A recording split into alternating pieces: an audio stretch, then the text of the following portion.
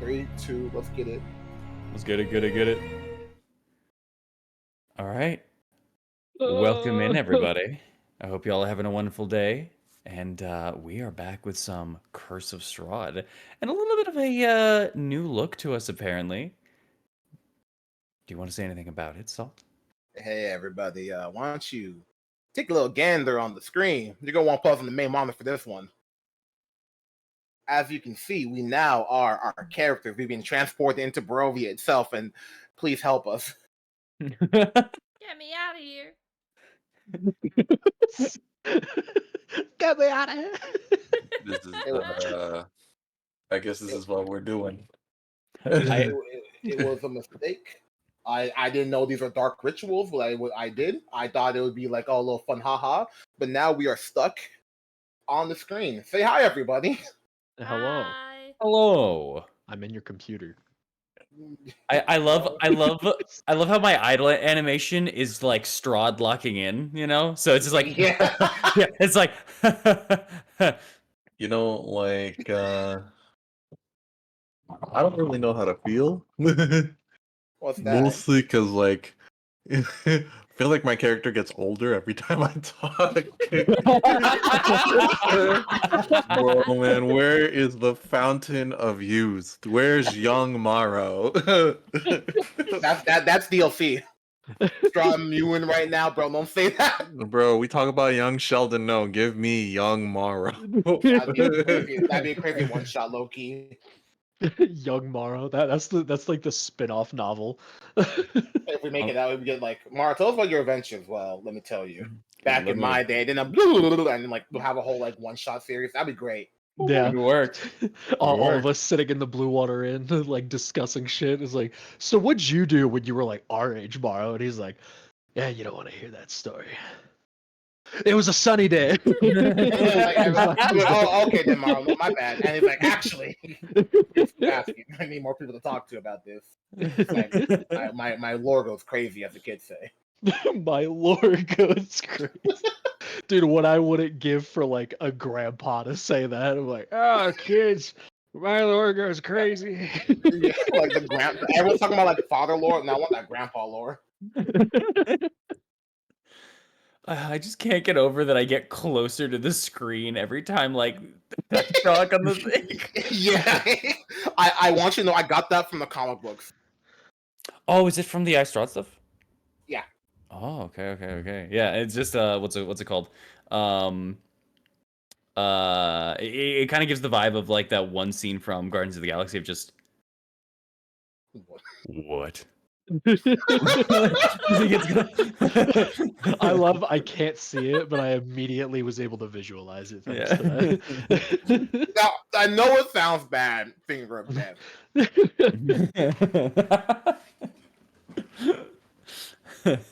They asked for 5 minutes, so I gave them it.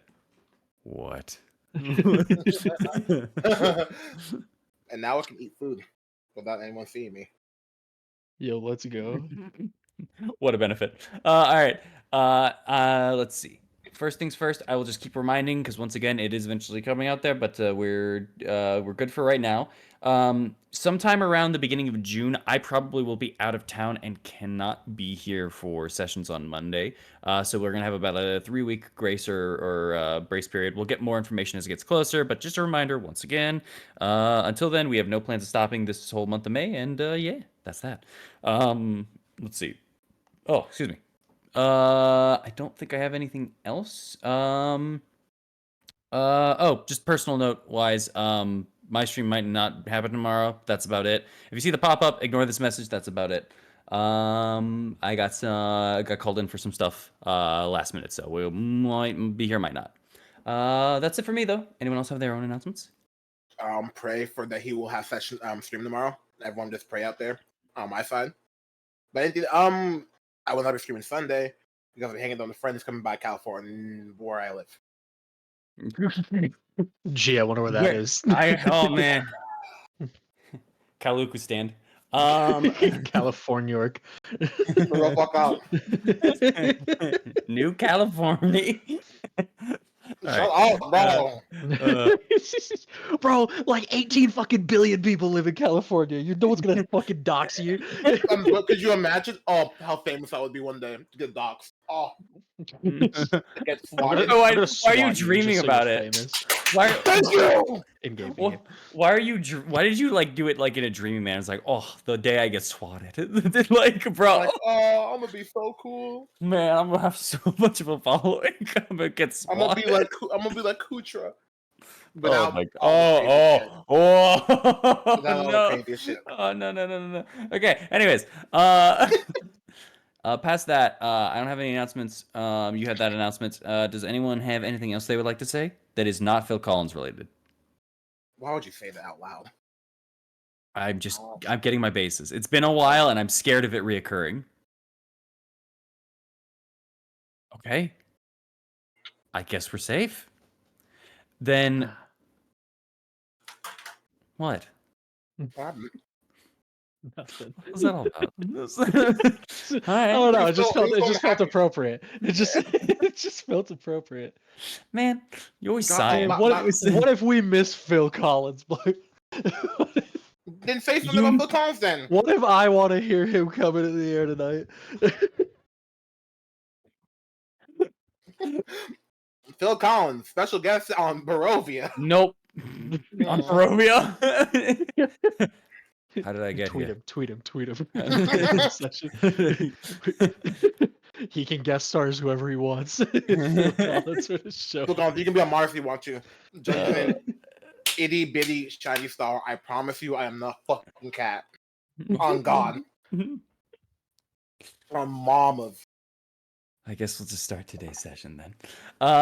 We started a little bit late. We're gonna run a little late, obviously, but hopefully not too late tonight. And yeah, that'll be it. Thank you guys again for joining, and let's get this started with our little drum intro. Last time we left the Talons. Wait. What? Music. Correct.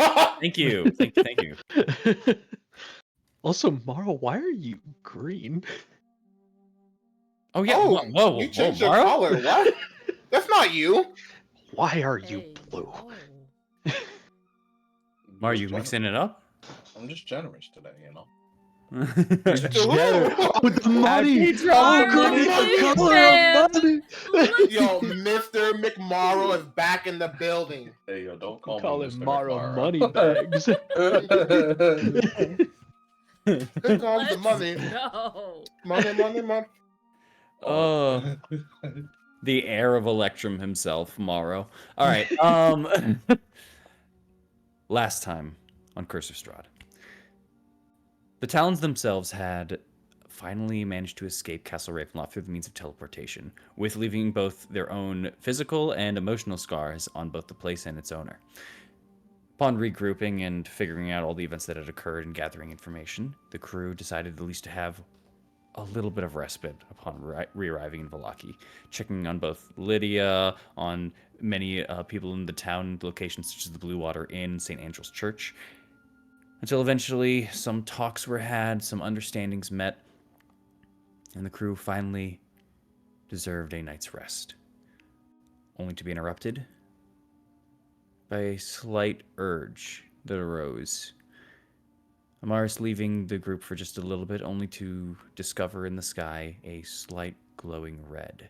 The blood moon, something that was mentioned and heard by Eileen, but now visually seen by both Oknev and Amaris.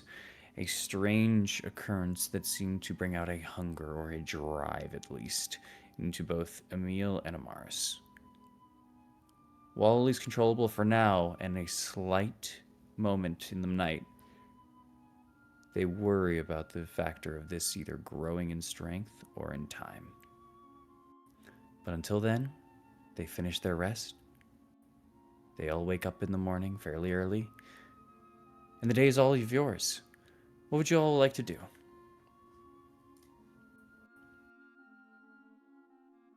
I'll get you over into Vallaki. Mhm. Arkansas. Yeah, I'll just meet everyone by the house. I Easy gotta enough. head over to Blinski's. Easy. Okay, fair enough. Argenvost. Now Blinsky's. You know what? I guess we're waiting. I'm just gonna go get the cart and bring it over. I'm just card gonna, boss. Fair enough. as I'm sort of leaving, I'm just gonna say, I've got some business to take care of. I'll be back. And I'm out. Oh, I forgot you and Eileen are Yep. the only ones together Eileen right are- now, aren't yes. you? Yes. The rest of us are at home. Mhm. I'll let them know when I meet them there. Got Easy enough. All right. What would you like to do at Blinsky's? Is there an encounter, or I'm assuming you're there for a toy, for someone? Yes. Mhm. I'm rolling up there. I Easy gotta, enough. Easy enough. gonna need 10 toys. Okay. Fair enough. Money, money, Oh. money, money. First things first, I will just say at the very least, this early in the morning, Blinsky comes out, and he doesn't come out in his full-on jester attire, but he's still wearing kind of like this purpley kind of purple and green patched like kind of satin. But he comes out this time in a onesie and a long set like nightcap that goes all the way down towards like his lower back area. So he goes, I'm sorry, Fred, we're not open for a few more hours. Oh, hello. Mortal, correct? Mm-hmm. Oh, Uh, Blinsky. Yes. Oh, see you're not open. I was open to purchase some goods before I leave. But He just kind of looks at you for a moment and then, what the heck? Come on in. Please, come on in. By the way, has Eileen made any talks with you about the favor I asked of her? she's mentioned it. But Any progress? we're still working on it. Okay. Oh, excuse me. You here looking for any toys?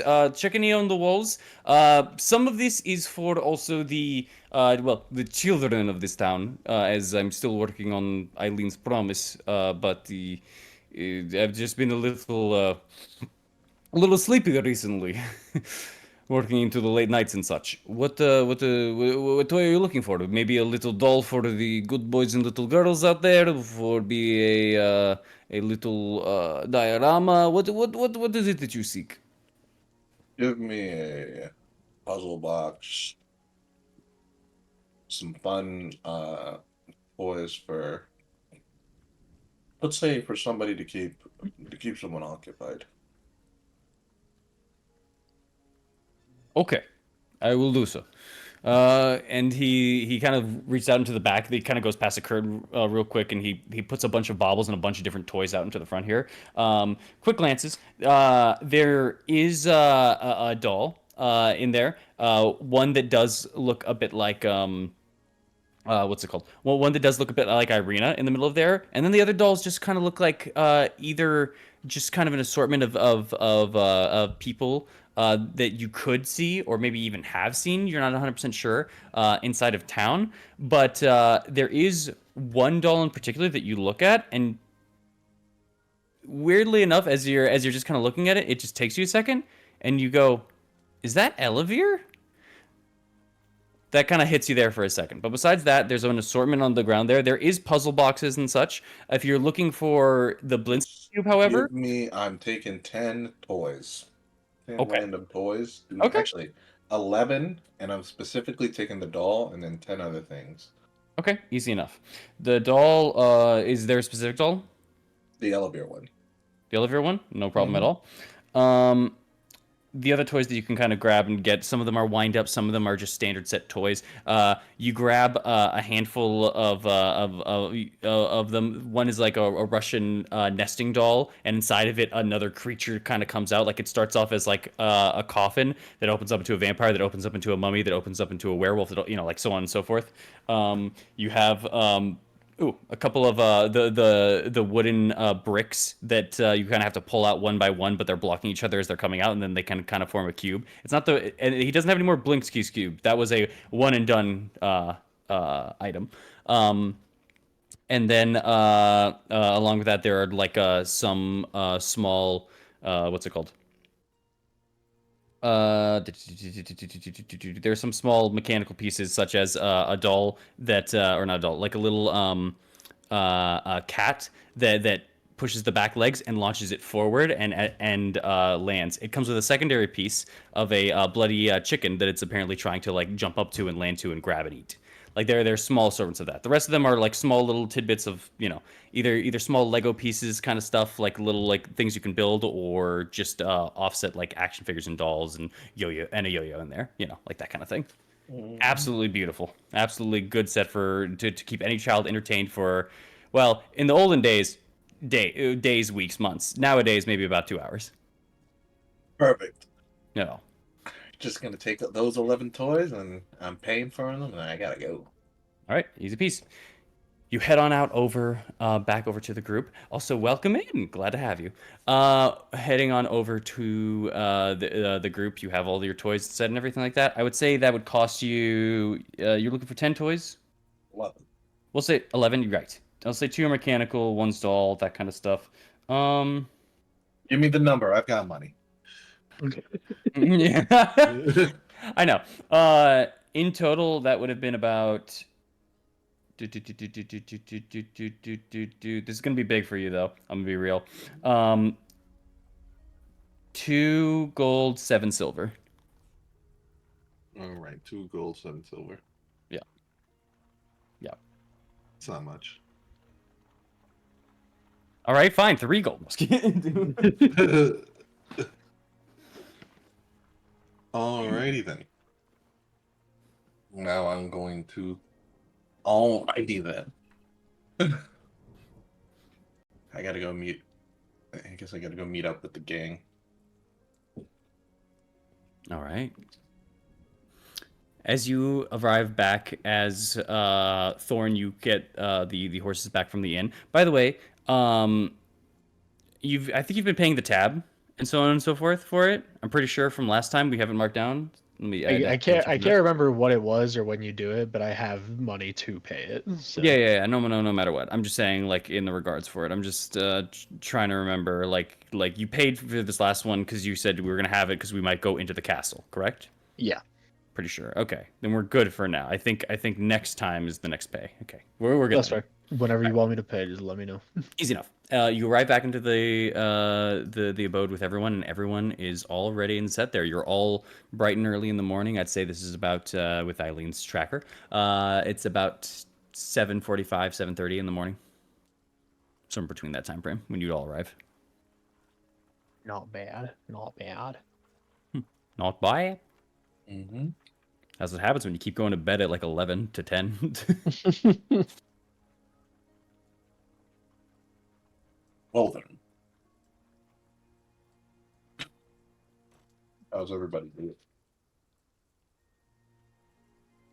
doing? Since we're not in the castle, you better. We had a little bit of a strange night, but Yeah. could be worse. Wasn't that strange? You and half of whatever out there was howling to the moon. Yeah, That was the blood red. moon happened last night, or at least Yeah. a small one. Wait. A blood moon happened? Mhm. Yes, a blood moon. And triggers the creatures, and very specifically the werewolves of this area, to go into kind of a feeding frenzy. Amaris felt it, Emil felt it, and they were able to control themselves. But Emil said it was the Night Mother calling to them to feast. Emil, by the way, at this point is still curled up and laid in the corner. He did get up in the morning for a moment to eat and then laid back down. He's just continuing on this perpetual catching up on sleep. It is the next morning. Fair. Casimir, however, is just kind of he seems to at some point have brewed at least a tea or something, and is just kind of sipping it over at your guys' kitchen table, just listening at afar. Man, that was See either that. the blood moon or a small one. Either way, something to watch out for now. Who knows what happened last night outside of here?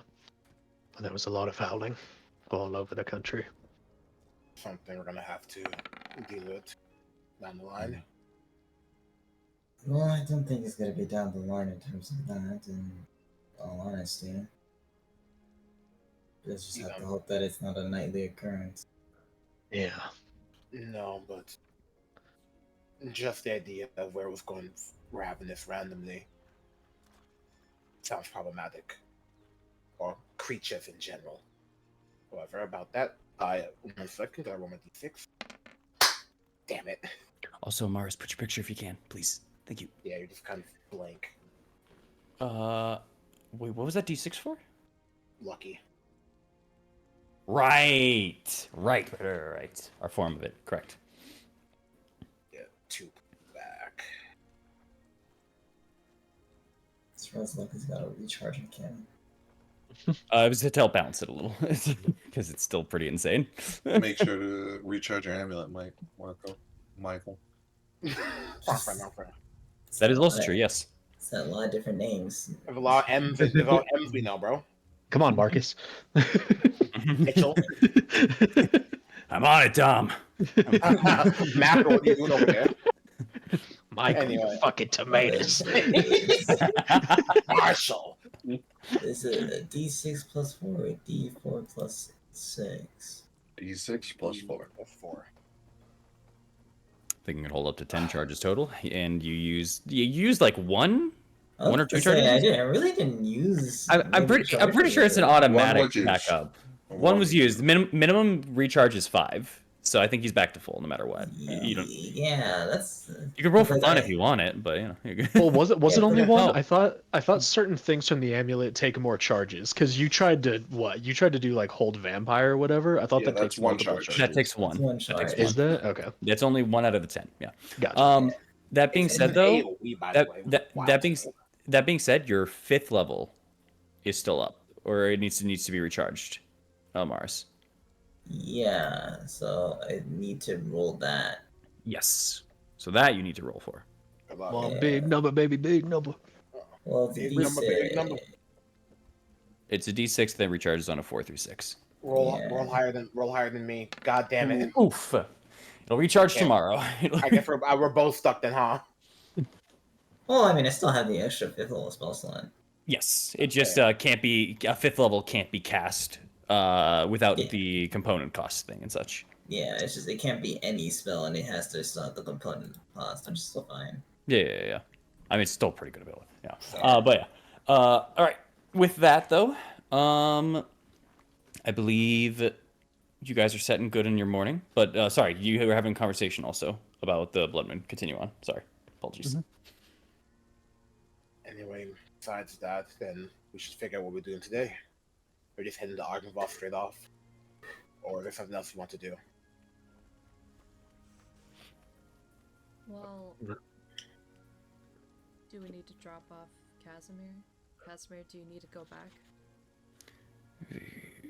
It depends on what you all do today. If you all are wanting to send me back because you need to do other things, for sure. But I still hold your skull in here as he pulls up the necklace once again. And we still need to head to the temple. Yeah, the temple business ain't happening today. We But still need to do that thing with our friend, air quotes.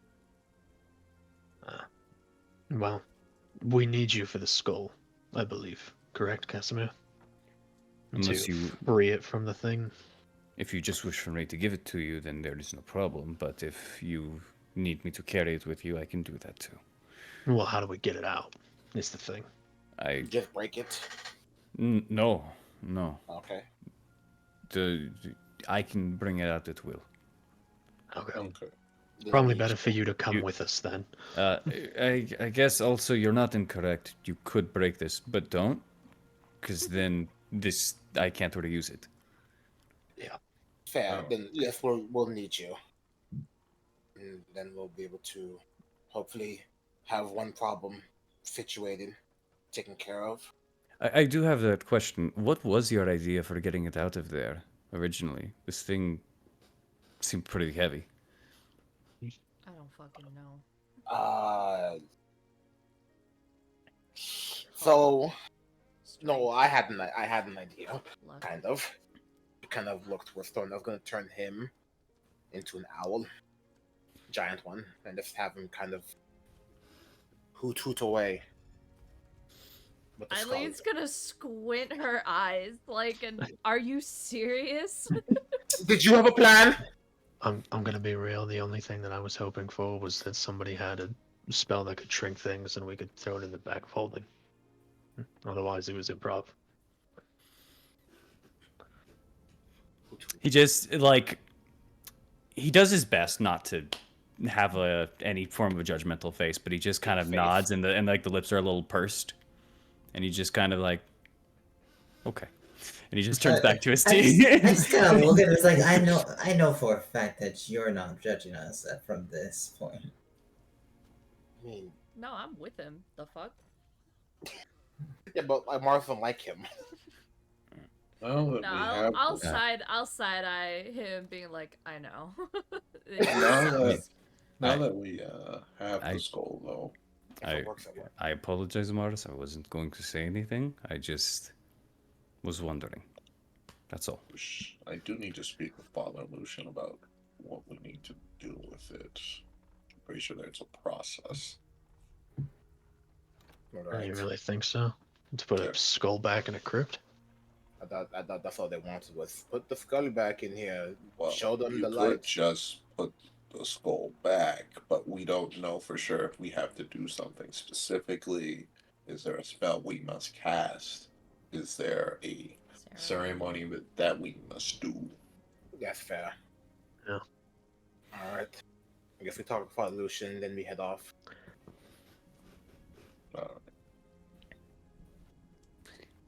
Easy enough. Unless you are doing anything else here, you guys can go to St. Andrew's Church very easily. Is there anything else, or? No, that's it. Casimir will join. He will be riding in the back of the cart, but he'll be laying down for a bit. No, put up and everything. What about our werewolf friend? He's staying at the so house. he's Yeah, resting. I mean, yeah. If any of you were to inquire, it's this. I'm going to be sleeping for much longer. Just give me until night and I'll leave. Good luck on your skull journey or whatever. Before the moon, if you don't mind. He doesn't even face you guys, but there's a pregnant pause and just a slight nod coming from him at this point in time. That's it. All right. I'm really tempted to, but should I? Probably shouldn't. But I really want. What do you want? Because that was Emil who said that, right? That was a meal, yeah.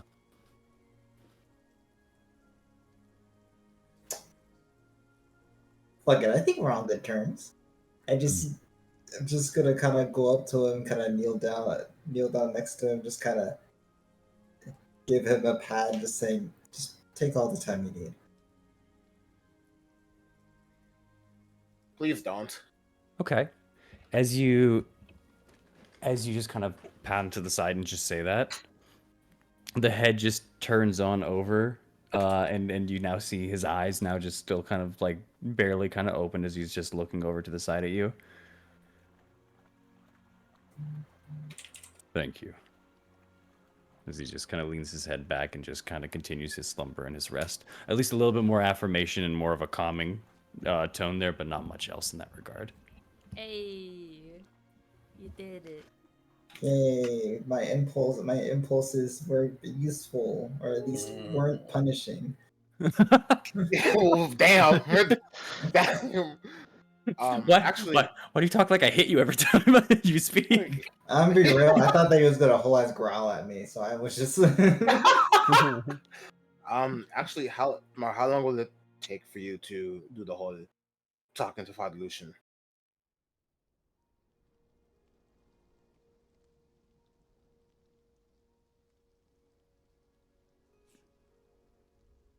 Mara, Yes. you- Our Did you food. did you hear all that? how long? How long will it take? How long will it take for you to finish your talk with Father Lucian? Not long for the most part. And then I just have to give Yaska some things, and then we're good to go. Maybe like if he's there, less than 10 minutes.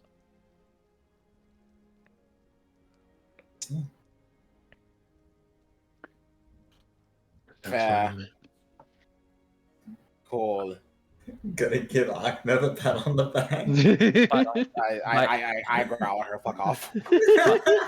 By the way, there's an ambient like person that sneezes in the background when we're in Velaki, and whenever there's a pause, it just makes me giggle a little inside.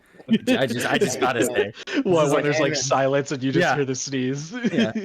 yeah, it's like they're like they were trying to hold it in, like, oh, I'm sorry. That's That's the guy. That's the dude with the And- turnips. He's and watching. you. anyway, I'll when you guys are done, I'll be at the gate. I just want to go check something out in Where the town. fuck are you going? I'm just gonna talk to the gods about something. Okay, no, fucking. Sorry, what are did you say, doing? Did you say I'm God talking to or the guards. guard? Guards. Oh, About guard. what? The wolf heads. I wonder if they could take them No, down. no, Why? leave it. Why would you ask them to take them down? There's They not hate the doing they hate anything. the werewolves. Well, they It hate wolves. helps. It keeps the things away. That's their belief for it. Don't fuck with their Well- shit just because you want the werewolves on your side so bad. Well, I no, just asked. I wasn't gonna hold do hold it. on. Ahmed has a point here. Ow. Not for taming werewolves. That's not what I'm talking about. But if the blood moon happens again, and they're more inclined to, ripping out each other's throats and all that. Yes, Emil and I were able to resist it, but what of the others? What if seeing that sight enrages them further, making them more unpredictable and causing them to attack the city? Kill the wolf killers. Well, Exactly. the thing with that is Valaki already has centuries of that knowledge upon them, and the fact that the werewolves have grown up and constantly known Valaki as the wolf killers, and taking wolf heads down doesn't change centuries of fucked up things that they've done. Thorn, God. there's a difference between just knowledge of the subject and seeing it for yourself. I'm very aware. More aware than most people, considering I know how to set up gates. It's not going to change anything. You may know people, but I'm well familiar with monsters. Okay. So if you saw the wolf head, you're going to kill the gods? I'm saying that if I was in their shoes, knowing all this knowledge, and seeing the head of a wolf or maybe even one of their own, I wouldn't exactly be keen on stopping my advance in terms of that, especially if I'm being influenced by something else. Yeah, but if they're going to ask questions, and if Aknev goes up and asks people to take down wolf heads and all these things, and gives them the reason of, oh, well, we don't want the werewolves to get angry, that's going to be a problem. I wouldn't tell Valaki's them not going to that. like that. They're going to want to know. I know you're a good liar, but they're going to want to know things. I'm gonna go This talk to is- Father Lucian. You guys handle this. Alright, this is a problem that just doesn't need to be addressed. You're creating something that doesn't need to be discussed. At the very least, if we're not gonna have it take them down, at the very least we should warn them. Right? Warn them about the werewolves. I mean, Warn them that they might be more hostile considering what happened last night. if you want to, that's on you. I'm not gonna have a part in it. Shit's gonna happen one way or another. Just go look at Ahmed at that point. Still want to do that? I'll go and warn them just to be on God, then I'll be back, and I'm gonna go find the gods, if possible. You would know at this point in time, there's not a well set like guard sanctum, but you do know at the very least that at the gates and on sometimes like watchful eyes, you can notice that there are people that gather garb and emblems of the Dawnfather, not Dawnfather, jeez, of Lathander, Okay. and in this regard, you know at the very least there have been purveyors and watchers over what has been happening, and you know that they've been holding on the gates for or underneath the rule, I guess, of Father Lucian. So you know that at the very least. Yeah, I'll go there where I can see like not You mass can of them, find. but Mhm. yeah, Yeah. them. You could, yeah. At the very least, you can find one at the gate you're sure of. You can try to find one through town. You're either side is good. It's just up to you. How do you what do Okay, you want to look for? gate's fine. Gate's fine. Okay. Uh, just pick a gate, and I got you. The closest one here, Close so we one there. believe. Easy enough. So then, with that being said, are all of you guys heading out now? Is there anything left? I left earlier, actually. I know. I'm saying heading out from the your abode, your home. Mm, not really. All right. Then we'll go in a little bit of action order for just a second here. I'm going to start with Oknev, though. I will get to you in a second, Maro. Do not worry. Oknev, as you eventually go on out and over to the gate, they kind of give you a wave, and you kind of see them kind of pull out their keys for a second before they look around, like as if they're looking like for more of you, and then they kind of put the keys back for a second, like Not where's leaving everyone yet. else? They're Oh. coming next. I just want to talk to you. Oh, all right. This is a woman with a kind of large set hair that kind of goes all the way to the back, but there's like a certain tie as the hair splits off both in the back, and there's a certain tie that kind of leaves a bun kind of set up right into the back of it. Their hair is long and reaches all the way towards their lower abdomen itself.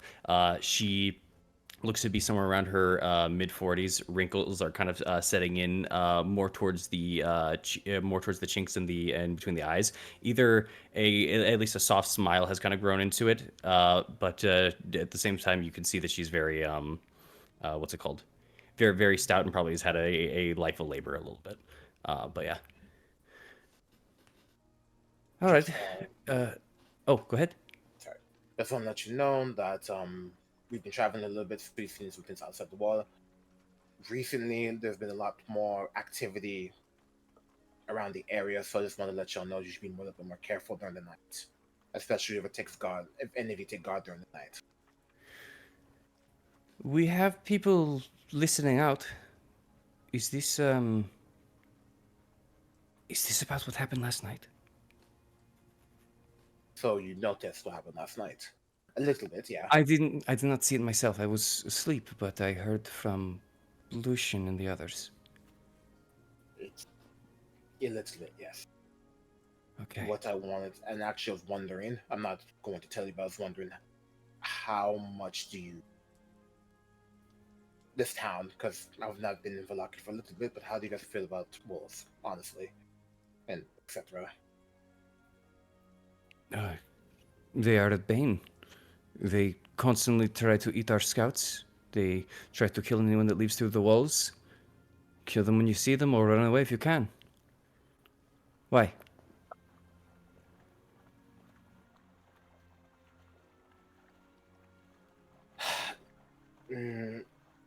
No reason right now. And how? What's the word? How much do you guys care about having wolves' head on your walls? Actually, The pikes? They, yes. as far as we've seen, they've at least been some form of a deterrent.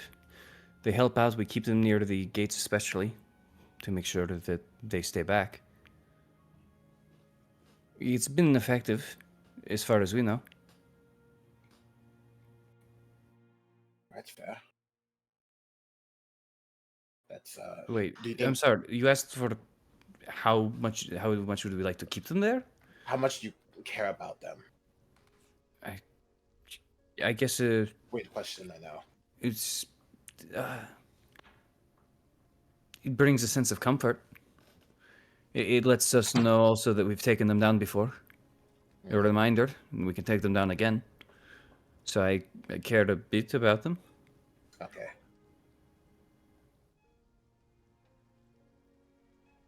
That's all then. Sorry for taking a bit of your time. It's no problem, but do you need to go through the gate or No, you said okay? they'll be here soon. I'm just wanted to come talk to you guys. That's all. All right.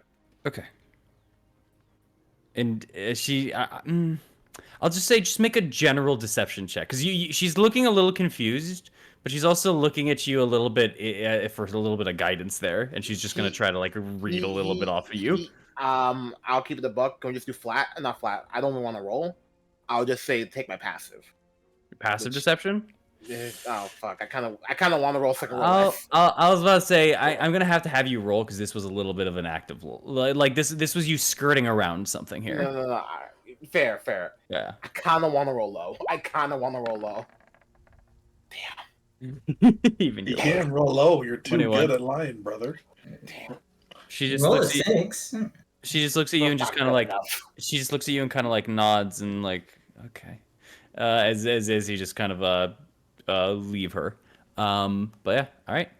That's your little talk, and that's your information that you gathered. They rolled well. It's just I get it. 21's insane, dude. He's kind of just like waiting at the gate, just kind of tapping his foot, just thinking of what to do. That's Okay. all. Fair enough. Morrow, you arrive early in the morning, and you are able to catch Father Lucian as he is getting ready to go. But you catch him like as he is kind of dressed. He seems to be talking to like kind of Yeska. Right beforehand, he seems to kind of be telling him either stuff to do for the day or addressing him to figure out any events that are of importance that will occur today. Maybe it was yesterday, something of that nature. They're just kind of doing a briefing. Yeah, as you just kind of approach, Yeska's eyes kind of get drawn over to you, and Father Lucian follows that trail and says, "Oh, hello, Marl. How are you today?"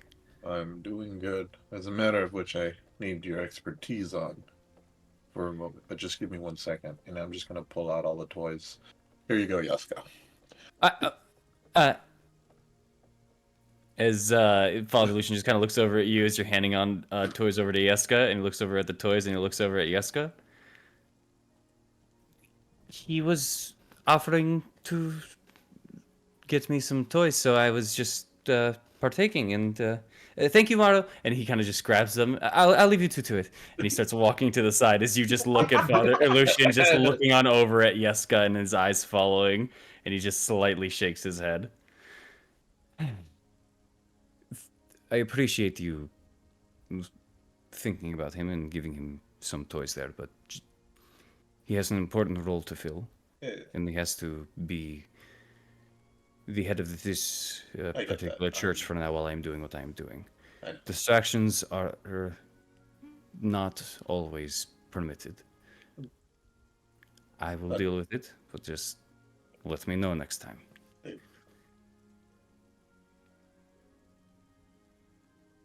With that, I'm being reprimanded? Hold up. little bit. You know what? I have a point. You know what? I'll come back to this. I have more important things to discuss. Bro really said, "Don't buy toys for my kid." So I am going to. I'll say at the very least you can kind of make an insight check if you want real quick.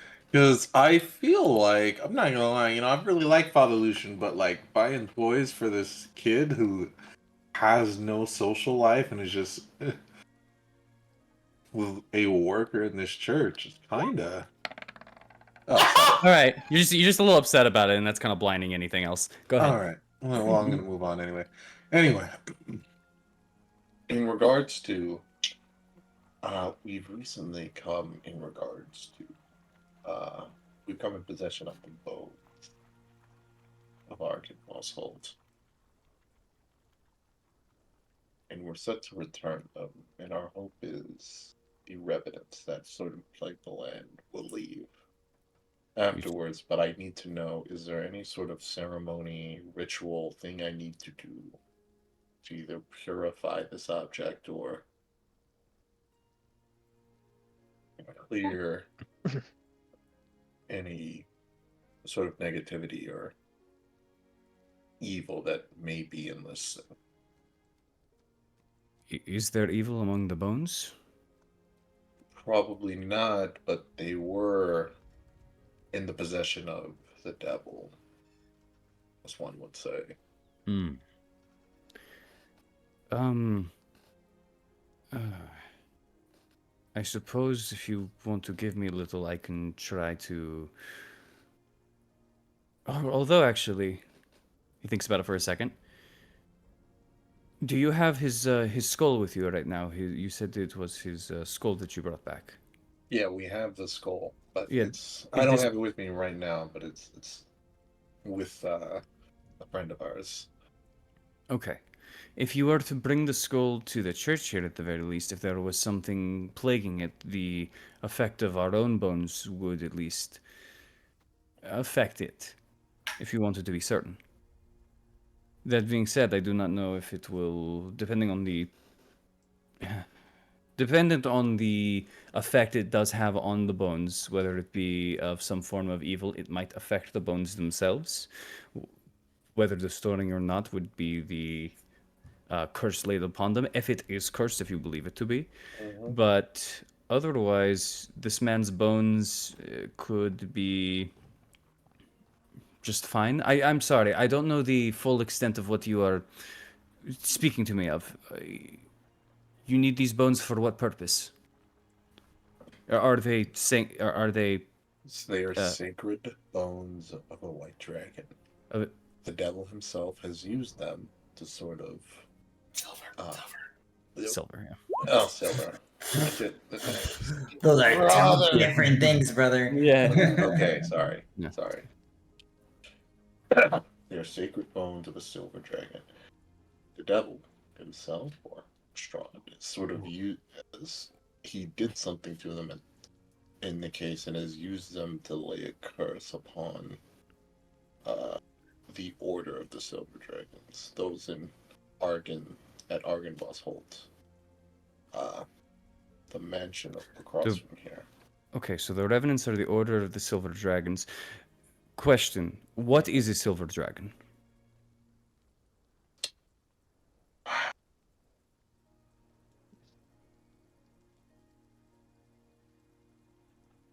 I see.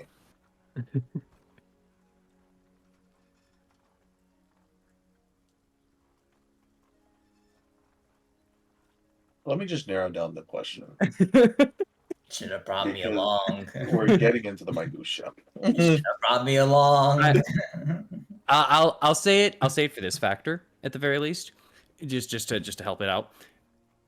Father Lucian doesn't know what a dragon is, and you haven't discussed the order to him. They discussed the revenants, but the order hasn't been like mass discussed with him, or the fact that you needed this skull in the first place. Yeah, So none of this was brought up to him, and he doesn't not only seem to know what a dragon is or the purpose of these bones, but he at least gives you the information that if bones themselves are holy, it is an innate divinity that is either within them or something in that regard.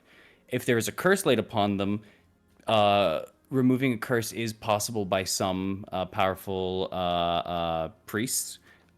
He does have an ability to cleanse, but he believes Amaris would also have a faster way to do it. Okay. Yeah. Okay. Yeah. Just to save time, because I see it going towards the minute details and such. Yeah, because we're in the minute details. Yeah, I just need to know, was there anything specific we needed to do? Yeah. Just from his own perspective, yeah. If there is something plaguing it, a remove curse might help. And if you were to bring it into this holy ground, if it was a powerful curse, it would probably be break from, or at least be minuted inside of the temple because of the effect of the bones. But it could also break or damage the bones themselves, depending on how powerful the curse is, if there is one. Alrighty then. Yeah. Okay. That is all I needed to know. That's all I needed to know. Thank you. I'll Were leave we you to- were we going to talk about the blood moon, or sorry, the red moon, at all, or? That's not my expertise. I came here to resolve Oh, that. I okay. came here to talk about the bones. If you want to talk about the blood moon, you might want to talk to Oknev or Amaris. They If are. you all don't think of it as urgency, that is fine. I thought that was what you came here for. We do think of it as urgent in this case, but I'm not an expert in blood moon or in the moon in general. You're going to have to ask Amaris. I believe they're a cleric of Salude, the moon. Yes. Yes, they've said that before. Then All yeah, right. that is their expertise. If she ever has anything that she wishes to discuss to me about, I would greatly appreciate any more information. Just let her know that. I need to continue on with my day. I still have a bit of work to do. Understand. All right. Good luck to you. Mm-hmm. In fact, actually, hold on.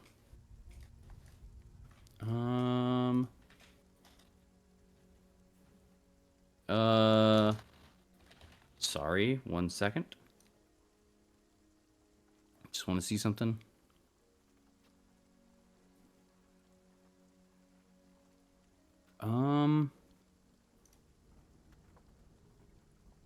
It wouldn't last long enough. Never mind. Then yeah, he just kind of gives you a nod, pats you on your shoulder, and he starts heading out of the church. That is all. Sorry, I thought I had something. All right. I'm gonna head back and meet back up with everybody. All right. Easy enough. Are you all ready to continue on to today's venture? Yeah. See. Yeah. See. All right, let's go. Not really ready, but I mean, I guess we can do it. Does Mara tell Amaris about the whole thing or no? It is. I'll mention it when we get. I'll mention it when we start to go. Fair enough. Oh, actually, Mhm. I don't care if anybody sees it or not. Thorn would have written a quick letter really quick and just tucked it next to a meal for him to see like whenever he wakes up to leave. Got it. You don't need to tell me yet. You can save it for later or save it for the break. But got it. You got it. Good. What's that about? Hmm? Is it just pointing at the letter? Not just something that I feel like needs to be said. So why'd you write it down? Because it's easy to have him read it when everybody's not around to argue the points.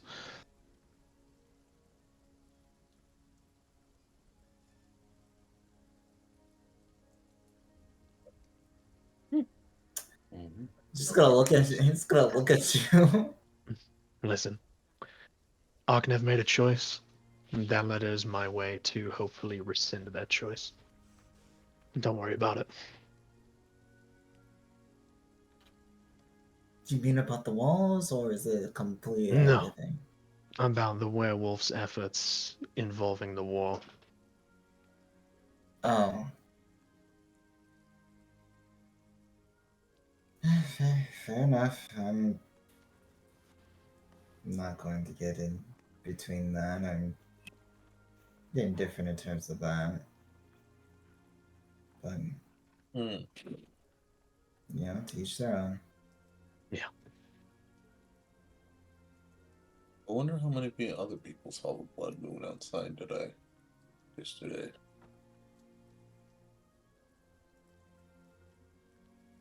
I think a lot of people have seen it.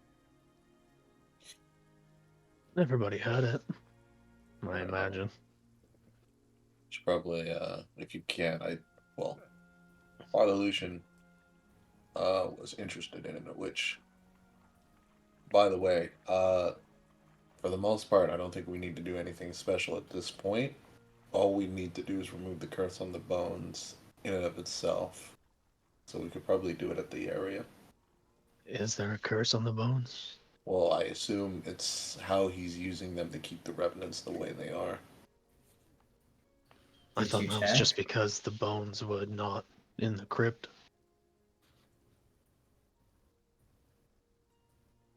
It could be, but Yeah, well, can't you check? Don't you have that power? 1 second. Like No, detecting like good and evil or something? I do not believe going over. I have that prepared right now. Go to our elf friend. Do you sense Cool. magic on it? I don't.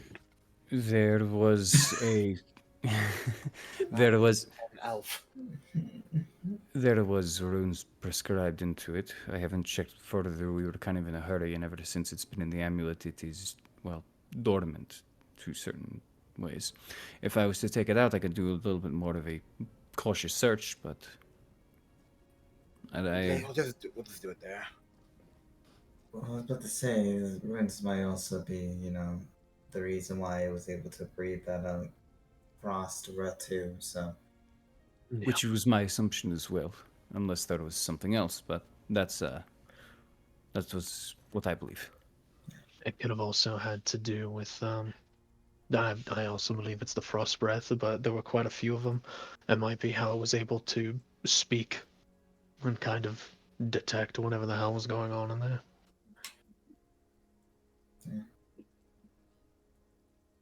yeah, we'll figure it out when we get there. In that case, there's not much we can do about it now. Yeah. Who knows, maybe we'll get lucky. If we run into the order while we're up there, maybe the fact that we'll have the bones will keep them off their backs long enough to see if we can make this work. Maybe we can avoid a fight. Or it'll be a stronger fight than usual. It's going to be a stronger fight than usual. Yeah. Well, here's to optimism. The fact that you have any optimism at this point about revenants, at least, is impressive. I need something to focus on when I wake up. May as well be that.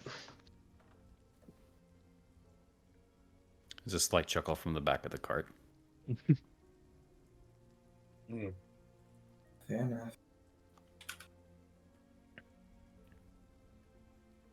All right, then, unless anyone has any objectives, objections, I'm gonna put you guys to the map.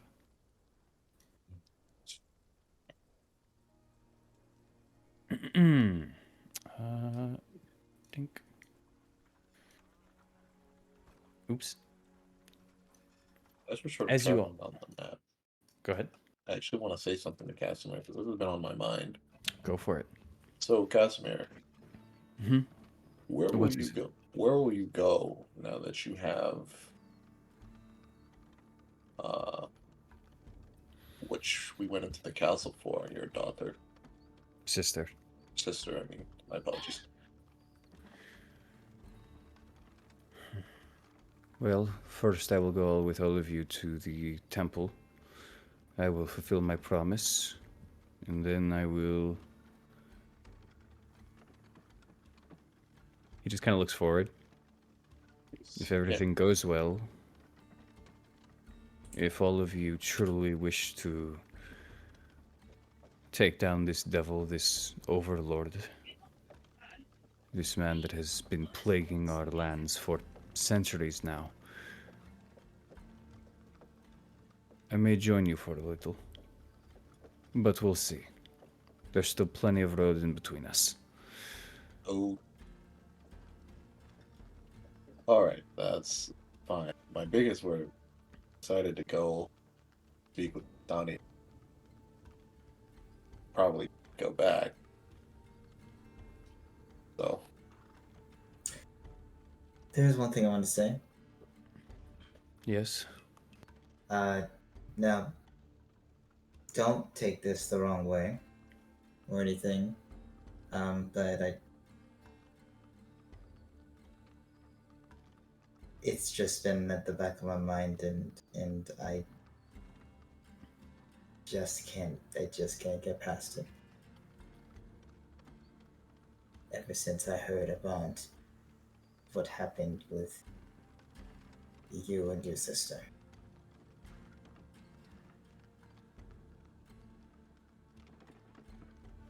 The only thing I want to know is why.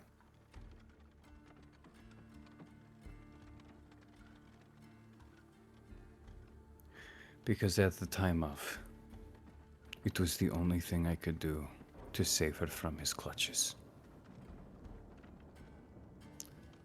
I knew she wouldn't have wanted that, or at least I thought she wouldn't have wanted that. I don't know now. To be a bride to him, to be under his influence. No soul would want that. I thought death was the only alternative. And from our own ways, she was to be stoned. It was the only way of cleansing her fully.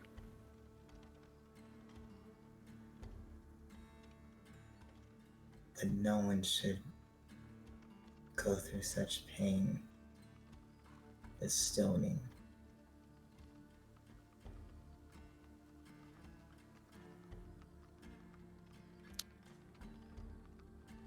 I agree. The punishment should fill the crime. However, this was a crime that she did not commit, but one he did.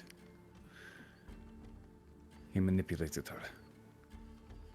There was no saving her. Soon she would be forever his. So we saved her. And now I'm just trying to make things right.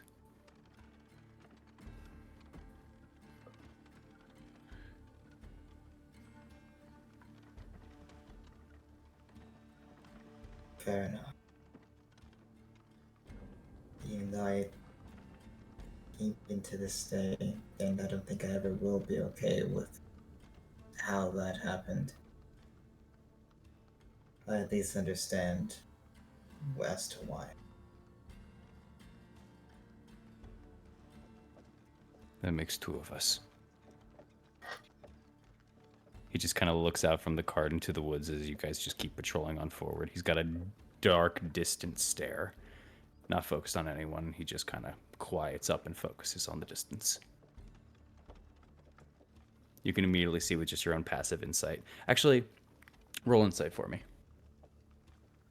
Okie dokie. Insight. Nice. 28. 28. There's a deep and dark intensity. Just as he's just looking out into the distance, and it's a mark of someone who has been shattered by pain. But the eyes aren't broken. In fact, actually, you see determination in them. You see a hope and a focus.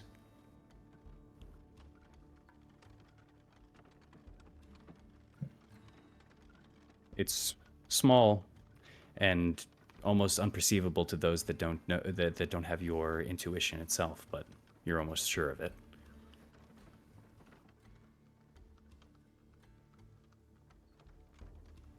Just lingers for a bit on Casimir before just kind of turning back inside the cart.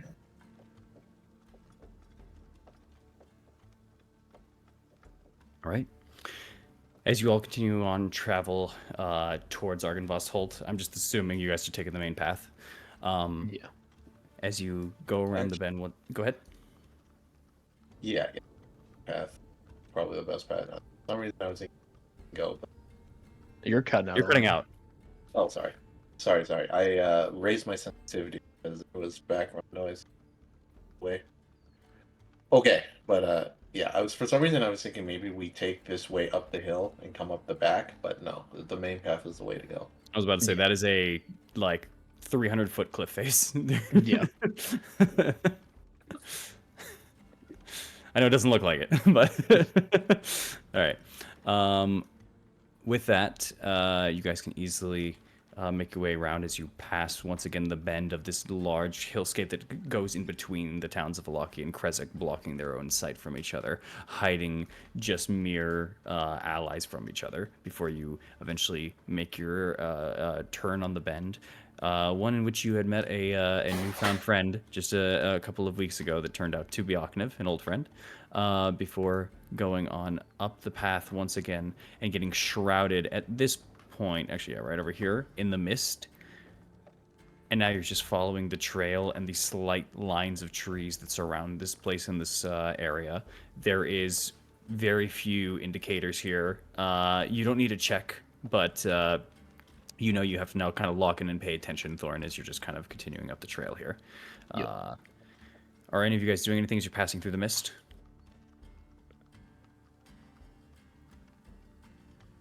No, not really. All right. Then just Just pass it. be- Go Yeah, ahead. just as we're passing through, just kind of listen. At this point, just try to hear anything off, whether it's like some form of wolf some form of like wolf or any sort of like walking, just like something, hearing if there's something off, like as kind of before we head into like the misty areas. All right.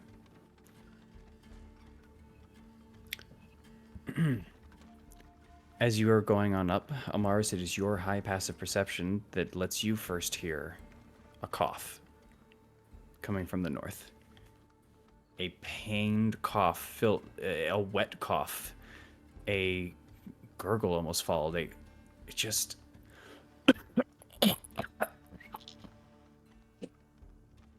As you hear this, your gaze immediately turns over to the side, and coming from the mist, you see kind of a shadowy figure that kind of begins to hold onto a tree. You can see this seems to be a humanoid individual that's just holding on up, trying to keep their body aloft from this tree. But not before long, they look out forward. You can see something is dripping from their mouth as they slowly come into shape. Blood is pouring and dripping from this area. You see an open mark wound at the neck as blood is also gashing out, followed by 2 arrows into this person's back. As they take one more step towards the trail, you see his mark before he collapses onto the ground.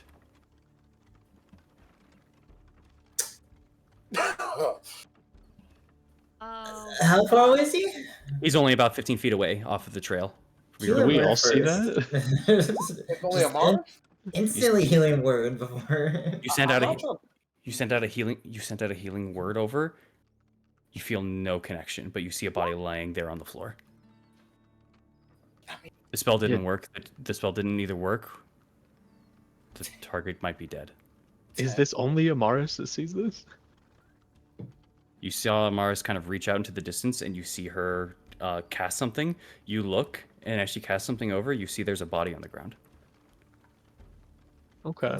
Good. I'm not stopping. I'm hopping off the cart. I'm not waiting for the cart to start. Amaris, where are you going? I'm ignoring them and just going over to the body. Amaris. Grapple with chain. I'll go with her. I don't want her to be Grapple alone. with chain. You're trying to pull her back to the cart with the grapple I'll chain. step out.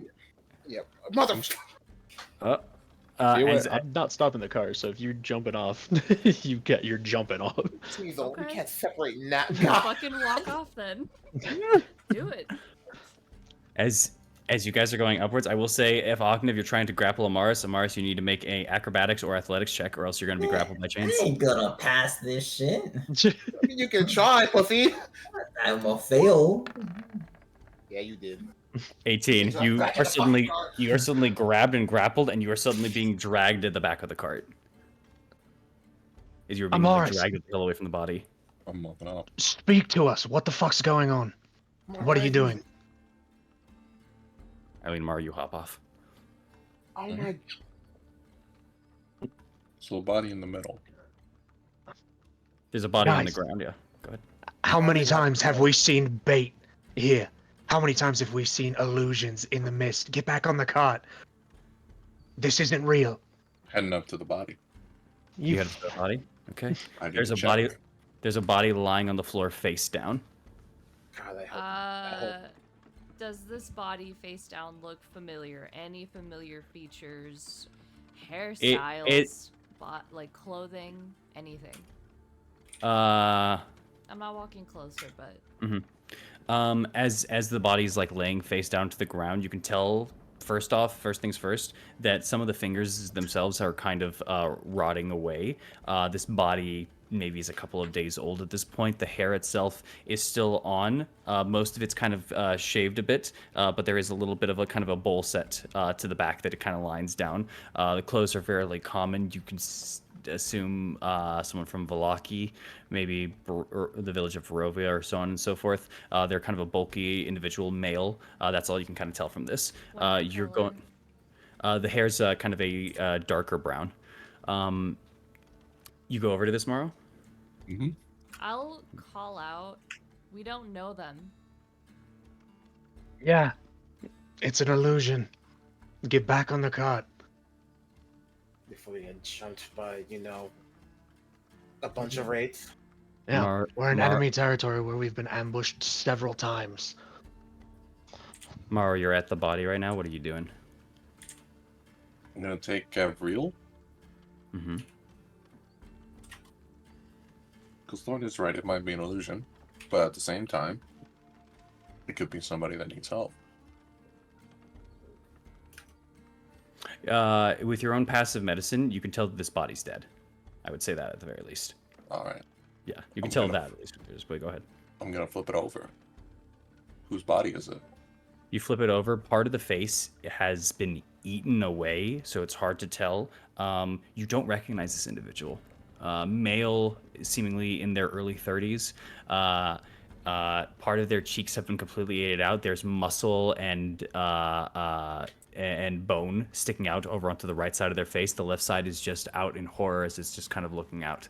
You can see scratch marks laid all over this individual. However, that doesn't seem to be the lethal wound. The lethal wound seems to be a missing,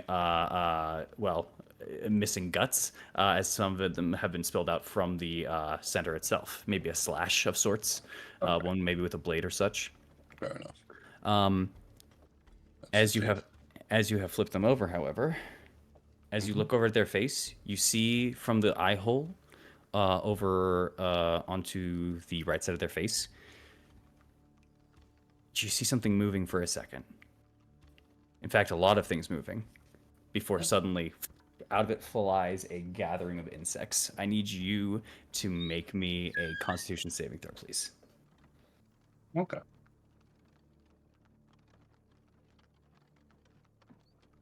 Dang. Bugs fly all over and around. Some go over at you, and some go right onto your skin and start biting and piercing and stinging down. Make a con save. Ugh. That's Yeah. 10. Right. You take Damn. I'm fine.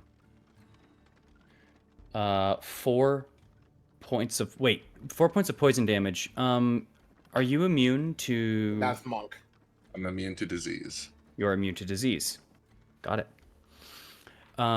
As you take the 4 points of poison damage, as it's going through, you feel something pulse into your body, and the moment that it does, you feel your pores of blood beginning to kind of spill out of your arm before you just kind of swat the bugs off, and you feel your body almost kind of realign itself as your blood pulses through, and your divine energy it takes away whatever disease was about to try to enter your body. All right. Almost got AIDS. Jesus. A lot worse than that. Are the bugs trying? Bug AIDS. Are the bugs trying to kill me? The moment that they get the flesh they want, you are easily able to kind of swipe them out. Some try to dig into your skin, and you're able to just kind of brush them off real quickly because you did not fall to this. Mhm. Congratulations. All right. I'm gonna head back to the car. Right man for the job. But yeah, you took 4 poison damage. If you're resistant at all, then blah blah. But I don't think you are. But yeah, Remember, as the cart hasn't stopped moving. yeah, Try to hop back Amars, on it. Amars, you're still being dragged on over. As he flips over the body, you can see from this distance that's not his mark. From what Eileen said, from your own perception, from now checking and investigating, that's not his mark. I guess I'm walking then. You can Just catch up to the cart stops. very easy. But yeah. Oh, I can catch up. All Kind right. of stops struggling at that point. All right. We're back Then I'm onto gonna the catch up. cart. How I'm many gonna catch times up. have we fallen for this? Whatever you see in the mist, it's not real. Body is real. Yeah. Not whatever made everybody jump off. You see shit in the mist, you let it go. We're in a position where we can't stop. Even if that was somebody, I still wouldn't have stopped the cart. How many times have we been assaulted by giants, boulders, everything else here? I was reckless.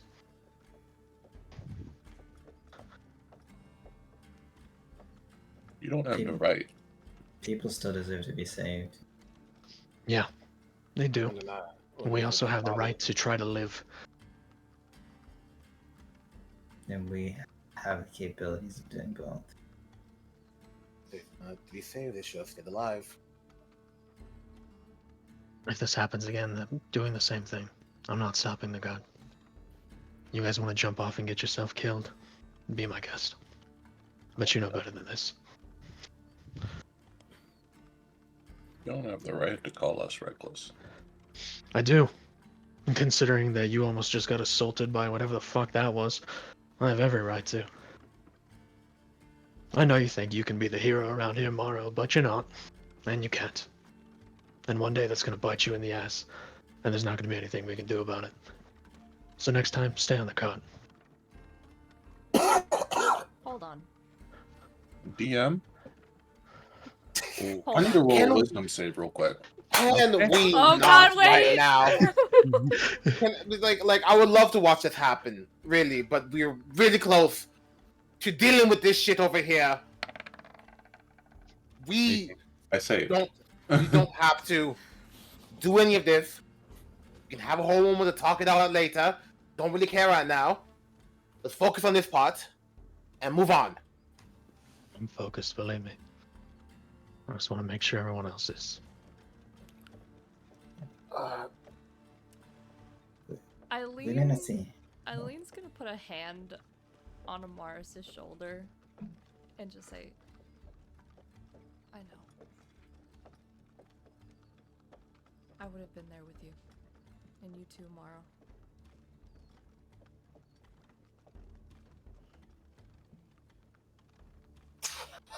Morrow's not What saying the- anything. What time is it right now, Blurt? About to be probably 8:15. It's too early for this shit, yo. I'm just gonna go into We my bag of all- holding. We all have our own ideals that we stand by. But Thorn, don't talk down. Don't talk down to people like that. I'm not. I'm giving you guys a reality check for something that you should know better than. Again, this is something that we've run into multiple different times. Each time, it's never been real. Each time, it's been an issue. We've all faced it. We've all seen it. This was textbook by this point. Even Gigi agrees. I'm not gonna repeat myself on that. That's fine. You don't have to. I won't either. Are we at the keep yet, Mr. DM? A simple 5 minutes, which feels like 20. You, I'm already drinking the flask. yeah, it does not take long for you guys to get from the point of which you saw the body before you are eventually reaching towards the crest and the peak of the edge of this hill that lies in front of Argynvost itself. You are welcome in again as the mists begin to part its ways from this position. The statue at the front still stands proudly in front, staring over at the now destroyed mansion in front of it.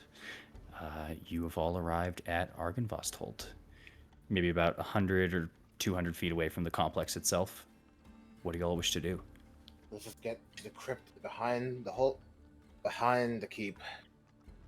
Drop the bone in there, and try our damnedest not touch or hit anyone.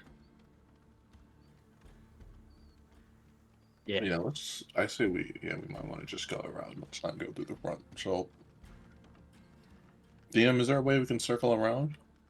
Yes, the area itself, although there is a cliff face a couple of paces to the east of it, that doesn't hit the direct edge of this place. They're still like a good 50 feet away or more so from the cliff itself. You are easily able to kind of go around if you wish. There's the destroyed area to the right of it, and there's kind of the main place over to the left. Actually, hold on. We have visuals. Ooh. Yeah. I've seen these visuals before. You know, I like them. Hold on. Let's do this, and then, bam. Okay. Bring you guys over. Where are you? There you are. Got a lot of maps now. Bam.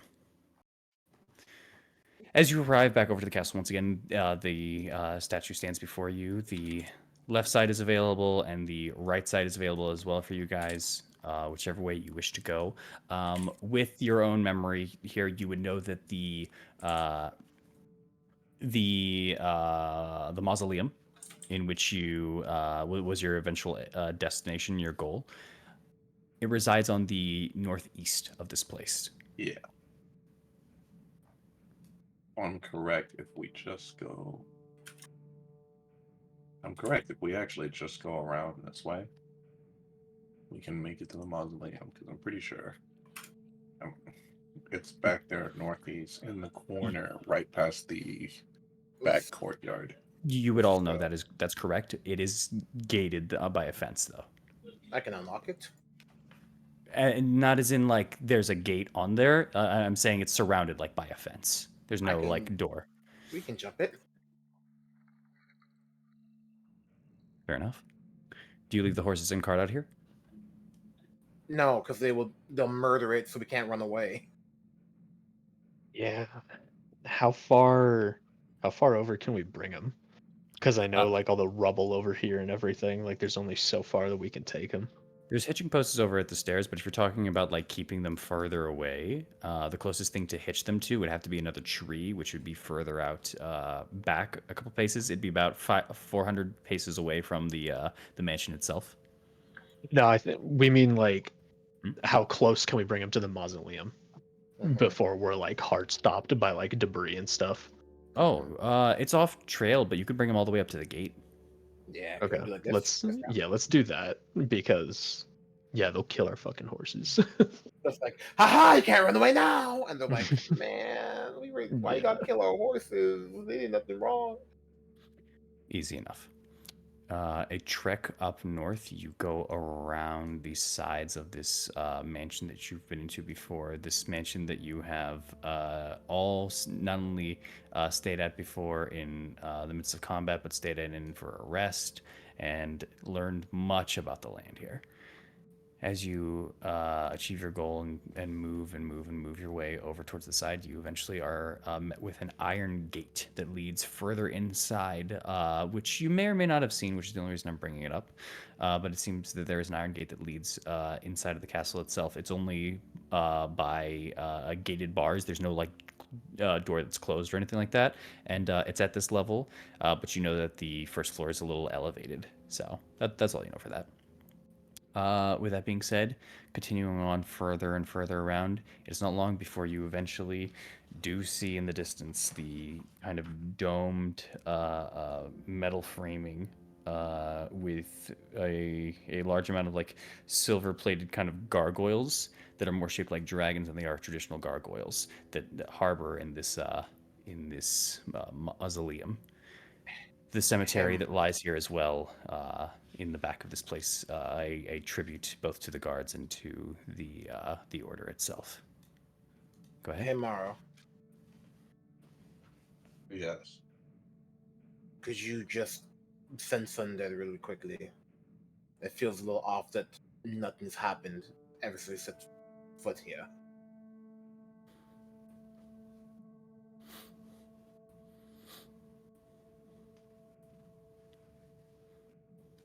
Correct me if I'm wrong, DM, but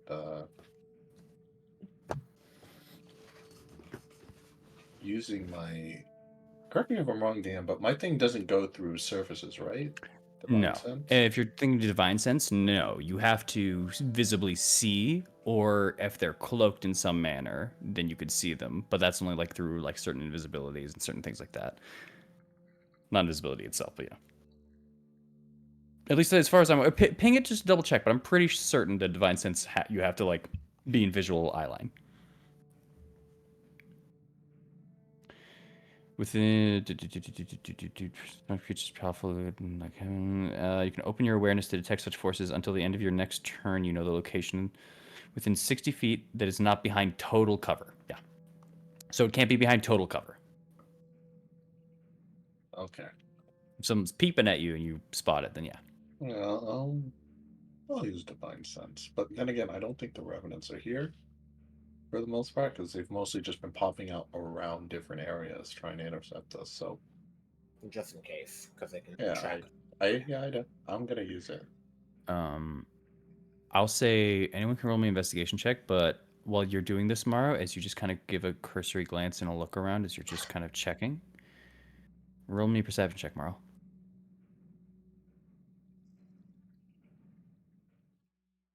I don't want to right now.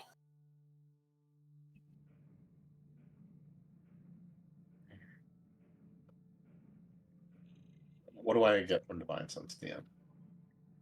Did you not? Did I not say anything? Was I We muted? heard you. Okay. No. Then Just perception wanna- check. Yeah. Tomorrow. Just want to make But sure. for right now, as a cursory glance, you see nothing. Yeah, I just wanted to make sure of that. Mhm. And like I said, anyone can roll investigation if they would like, Okay. as you approach this place. I lean technically advantage if you're rolling. Nat 20. Wow. God damn! Let's go! I lean advantage if you're rolling because of a factor. I'll explain later. Okay. But as everyone's just kind of looking around and then eventually just kind of focusing in on any details that they can spot, Eileen and Mara, you spot something very different, but very noticeable for the both of you in your own regards. Eileen, it's because of your keen mind that you spot this out rather almost instantly. Going up over to this cemetery, you remember when you first came here, only 5 of the graves here had been disturbed and opened. There's now an additional 4. Almost doubling in number. With that, Morrow, as you set up your divine sense, you just look around, try to garner any sense of undead, fiend, celestial, anything within your radius. And as you look through the area in front of you, nothing. As you look through thoroughly at the mausoleum, nothing. As you look over at the now towering mansion, nothing. Until your gaze meets a window on the second floor. A window, and you feel a presence there, a presence of undead, before the curtain closes and shuts. You feel you were just watched and spied upon. Your presence is alerted and known, but you are currently, at the very least, not under immediate attack. You don't know their intent. You just know something undead was looking at you. I didn't recognize the visage in the window. It's the only reason you were able to see it because the window was so like muddled and like dirtied. It's only because you were able to barely see like the aura coming from the window of an undead on the second floor above you. Okay. Because I was thinking maybe it's our only ally within This the direction. maybe it's only ally within Argynvost. You don't know. Oh, Godfrey. Yeah, it's only Godfrey. But it's probably it might be Vladimir. So Marl's just going to say our presence we've been seen at this point. We should try and get this done quickly. So far they're not doing anything, but I don't know how long for sure. Fair enough. Just be aware more graves have been disturbed. Good to know. Keep an eye on the windows. Make sure nobody's. Yeah. Make sure there's no archers up there.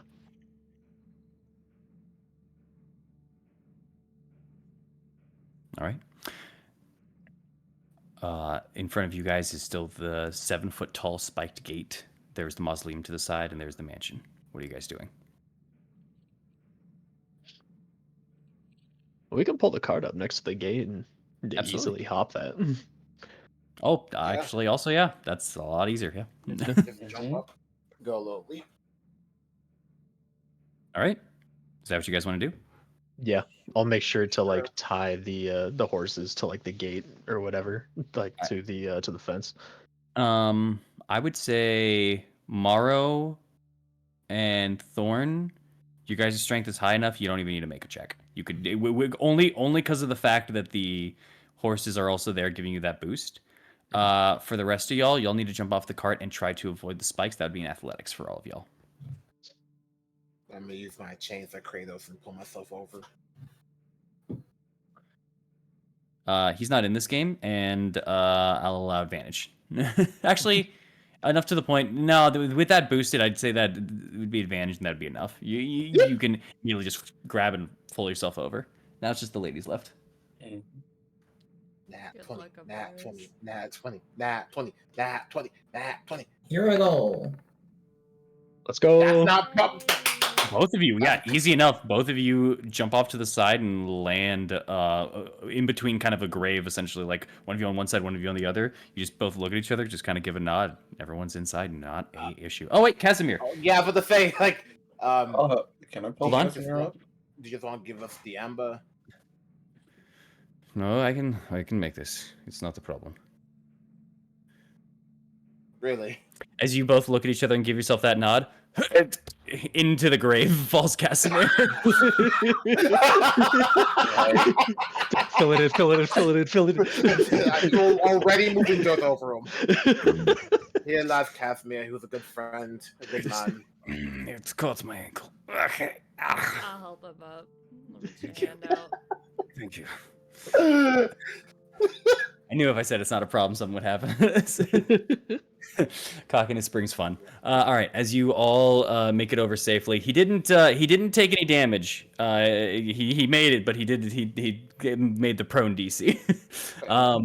As you all kind of get up and fix yourselves up, you are all now inside this courtyard still that has like a low layer also now of fog just kind of perpetrating through the bottom layer of it. Graves lie all around you, and the mausoleum stands imposing in front of you, but not more imposing than the mansion that lays behind you. Can I just take a second? Mm-hmm. I sort of want to just like feel out, like, because I remember the Ghost of Argynvost, where it told us to, show them the light. Mm-hmm. And we have the dragon bones at this point. I just want to figure out where that feeling is the strongest, because I feel like either it's going to be back here, or we're going to drop the bones back in the sacred part of the church back here that I think is over there, though I don't know for sure. So can I sort of like feel it out the same way I do with Gabriel? Absolutely. I'll say make either a religion or a insight check. Your choice. Oh, insight. I'm gonna insight it. Okay. Mario's not a religious man.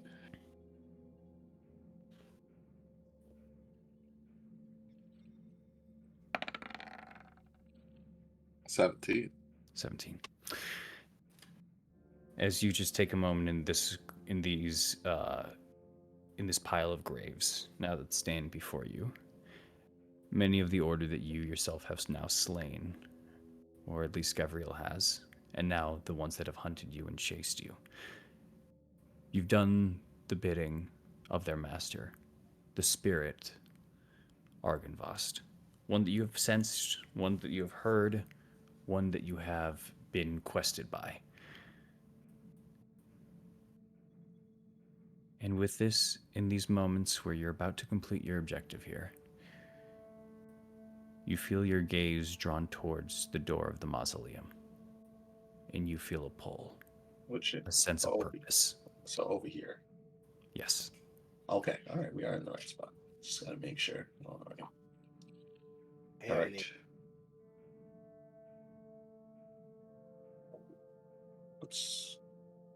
Sorry, you're saying something, Agnes? Oh, I was gonna ask. Hey, Eileen, anything going on with you with the mist right now? We all good?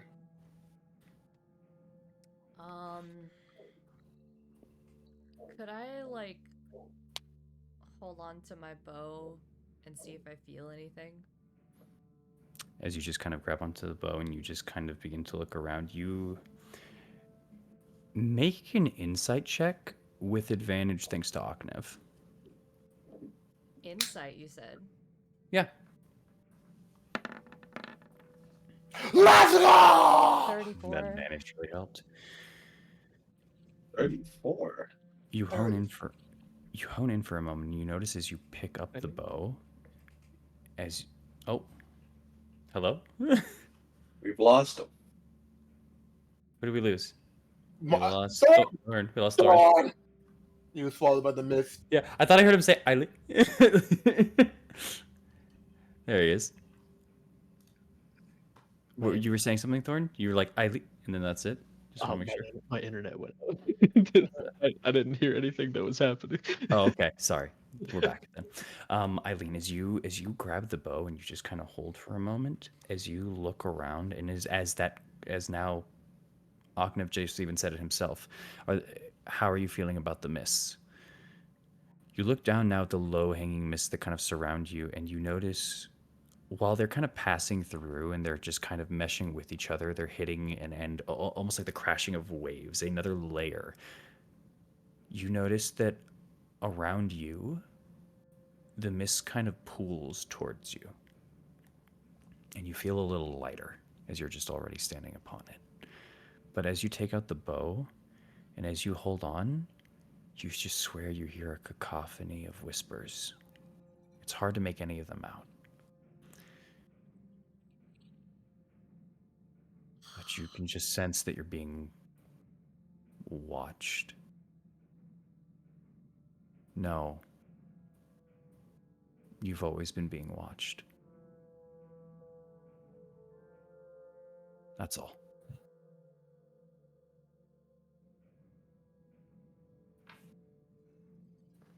She won't say anything, but she'll just look visibly like uncomfortable and yet curious. Good enough for me. Alright, let's get this over with. Morrow, you're up. I'm going over to the door of the mausoleum. Mm-hmm. And I'm going to go open it. All right. It is a heavy door. Please make me a strength check as you begin to pull onto it.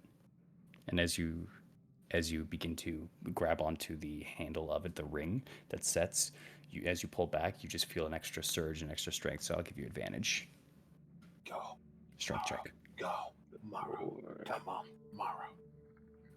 Heavy the doors to freedom they ring. Net 20. Let's go! I mean, that's pretty cool. Without even feeling the weight, you grab onto both handles and open the door wide open of this stone mausoleum before you. The door is barely even making a noise. The mist firing out and almost being pushed back by the air that is now flowing from this door. Instead of being sucked in like usual, almost something pushing and oppressing them backwards from you. You take your steps forward, and the interior of this mausoleum is still dark and dusty like you've seen it before. The empty alcoves that are raised from the floors still lie where you left them. And etched into the verse, or into the wall, is still the verse that is written on there. Once again in Draconic, though, which I believe you can't read, Morrow. Actually, I can. yeah, you can't. Yeah, you can. But Mara, as you go up to it, you know it's in Draconic. You know all of that, but almost it feels, as you walk forward, like the words themselves kind of blend and mold. And although you look at the words and you can't understand them, you know the verse. Here lie the bones and treasure of Argynvost, Lord of Argynvostholt, and founder of the Order of the Silver Dragon.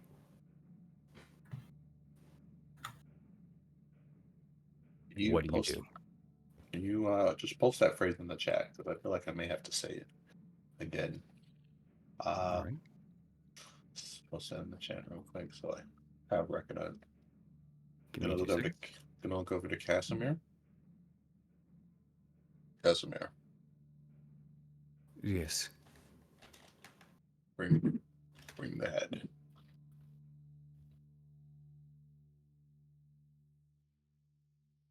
Where the head is supposed to lie. Looking at this place. Actually, sorry, hold on. Write this down.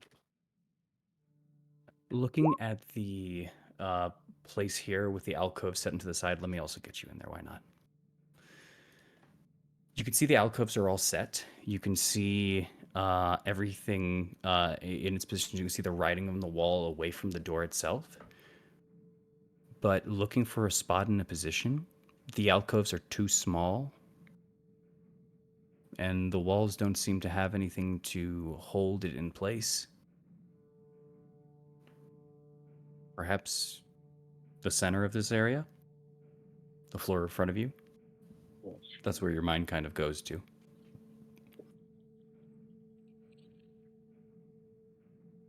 Casimir steps inside with you. Are the rest of you guys just waiting on the outside? Yes. Yeah. Okay. So Maro Casimir has walked in with you at this point in time. All that lays here on these kind of alcoves, on any of the walls itself, so there's the writing on the wall, the alcoves in the corner, and unlit candles lay over at the alcoves. Besides that, the room is empty. The space is yours. What do you wish to do? First thing I want to do, I'm going to see and try and hook the head into the wall. So I'm gonna The ask head is Casimir. still in the necklace, but if you request it from Casimir, he will remove it for you. Yeah, I'm sort of going in order in regards to what I plan to do fully. So All right. I'm gonna talk with Casimir. Release the head. He needs mounted on the wall. I need to light the candles. And then I will do a small prayer. How are you mounting it on the wall? Did you not say there were hooks to mount There on was the wall? nothing for mounting on the walls. Okay. The only things that are kind of affixed to the walls, there are candles set onto each of the alcoves, but there's nothing for mounting. Okay. It should fit in one of the alcoves, I believe. It is too big. He said in the center of the floor. Remember, this is I said the center of the floor seems to be like the only place for enough space for it. You can put it anywhere on the floor, but that is kind of like where your eyes are drawn to. Remember, this skull is like 8 feet wide. Where would be a good place in this room to put it? I don't. Which I said the center. In the center of the floor. The center. Unless you can make hooks or carpenter this shit. No. Yeah. If it's the center of the floor, it's the center of the floor. But I do want to check something. Go for it. Wait. I'm just gonna Bless touch the you. center of the floor. Is there just gonna look around real quick. There's not any pressure plates or something anywhere, is it? Make me an investigation check. Let me just. You do know you guys have rested in this room once before with both Sofella and Esmeralda. She was in here when you guys had found the place. She had been taking recovery time in here. Okay. So. Yeah. I thought there's anything in there, but maybe there's something we missed in here. All right. Investigation. If my mouse will click. Then. Nothing gets spotted by your eye, let alone the dust around kind of gives a comfort in the fact that besides the footprints that you and your group has left here, there hasn't been a lot of disturbance around. Okay. All right. Well, It's just the center. I'm gonna light all the candles. We're gonna put the skull in the center. And I'm gonna do a short prayer. Okay.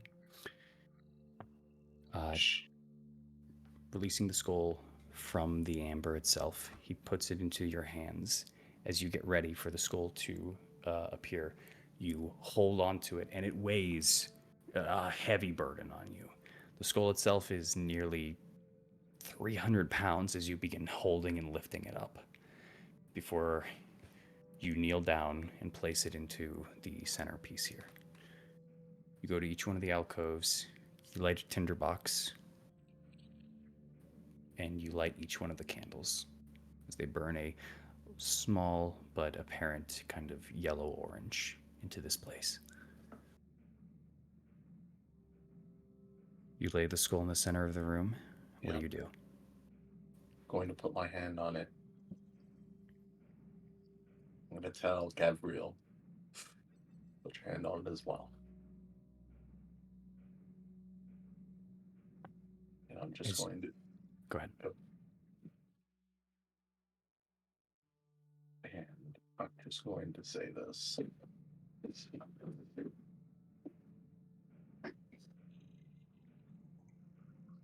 I am not a righteous man. Nor am I a religious man. But your order, these people, Godfrey, Vladimir, Wilhelm, and others, they have been serving you for so long. But sadly, their dedication, their respect, everything that they've stood for, has been twisted, turned, perverted by the devil himself.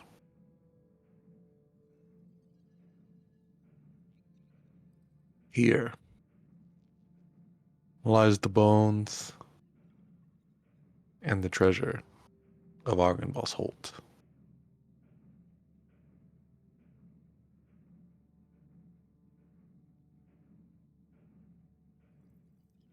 Lord of Argynvost Holt, and founder of the Order of the Silver Dragons, I ask that you show them the light and give them the chance to be set back on the right path.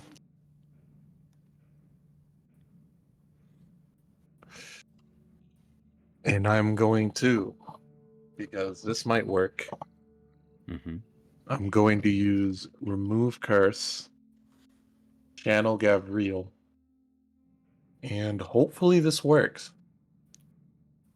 Layered on top of your hand, another ghostly hand emerges. 2 palms onto the skull of this being, Argynvost. You cast Remove Curse. As the spell pulses from your arm, you feel as though the spell itself goes and attempts to take any form of effect. While it feels that the spell itself does not resonate, as in it either did not latch onto a curse or did not find one, you feel the spell slot still being absorbed by the skull. In essence, a power and energy from you, a promise, a devotion, as you place your hand on top of it.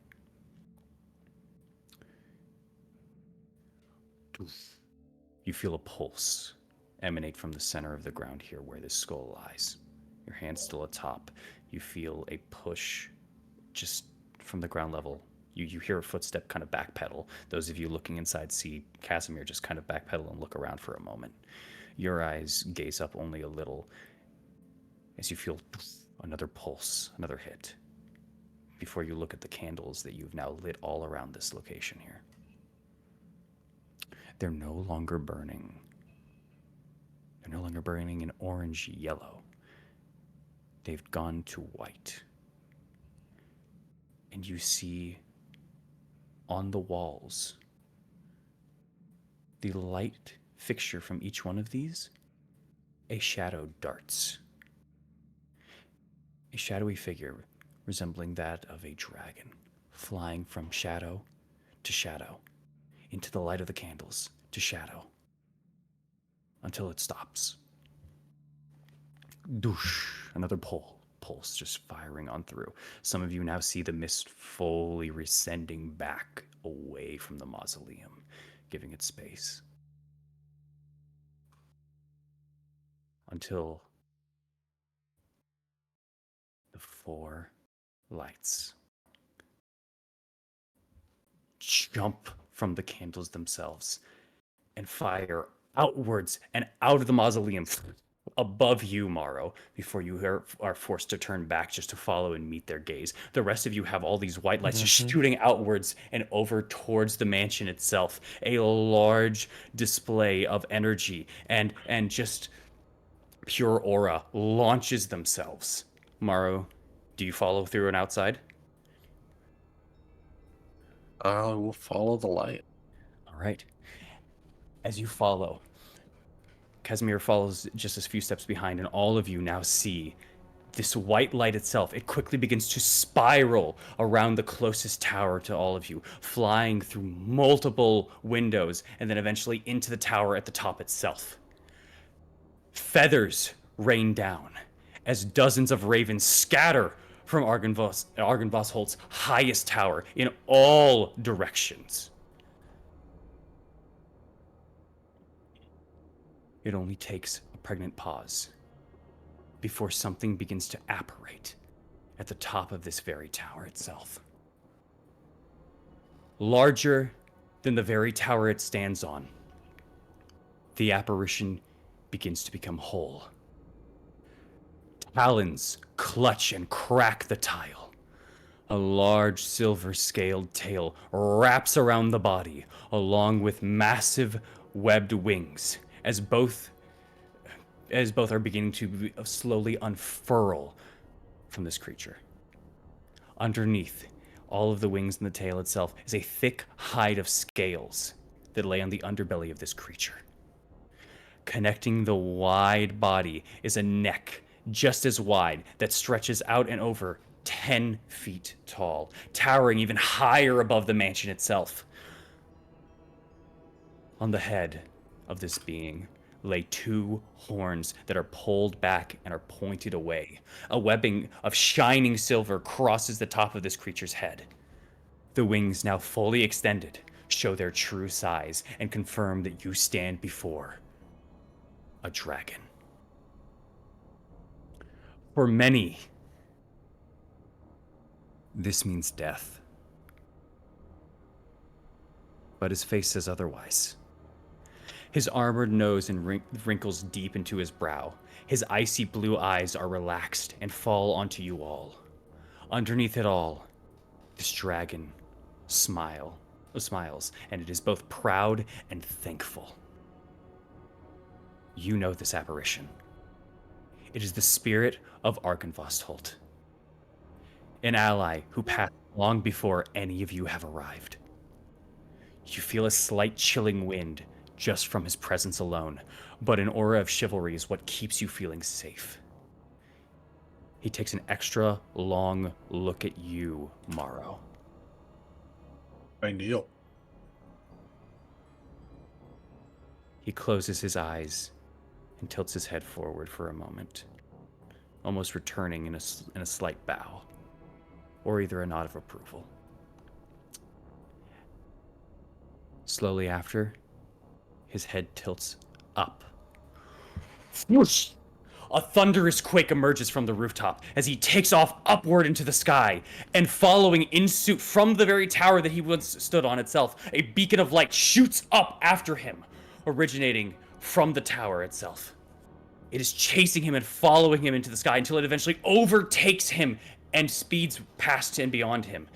Argynvost flies higher into the sky, now circling in around this beam itself, until eventually you watch, and nearly 1,000 feet into the air, he crashes into the beam itself. And as it does so, the beam grows in size and continues to shoot up even faster than it once was before, reaching desperately towards the clouds itself, until it finally reaches them. And at this visible apex that you can all currently see, it proceeds back into the clouds, but shoots out almost a shockwave above them. It's this beam of light shooting almost in all directions ahead of you. It's almost mimicking sunlight, as if it was actually breaking through the clouds. It feels warm. This warmth passes through all of you as you watch it spread and spread and spread for maybe miles across this mist-covered sky of Barovia. You all watch the birth of hope.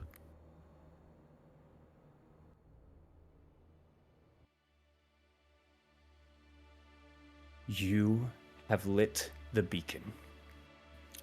A light emanates and shoots up high into the sky here. This tower, almost a lighthouse to all of those that surround this area. And as it does so, and as it spreads across, there is a washover where we go into the Blue Water Inn.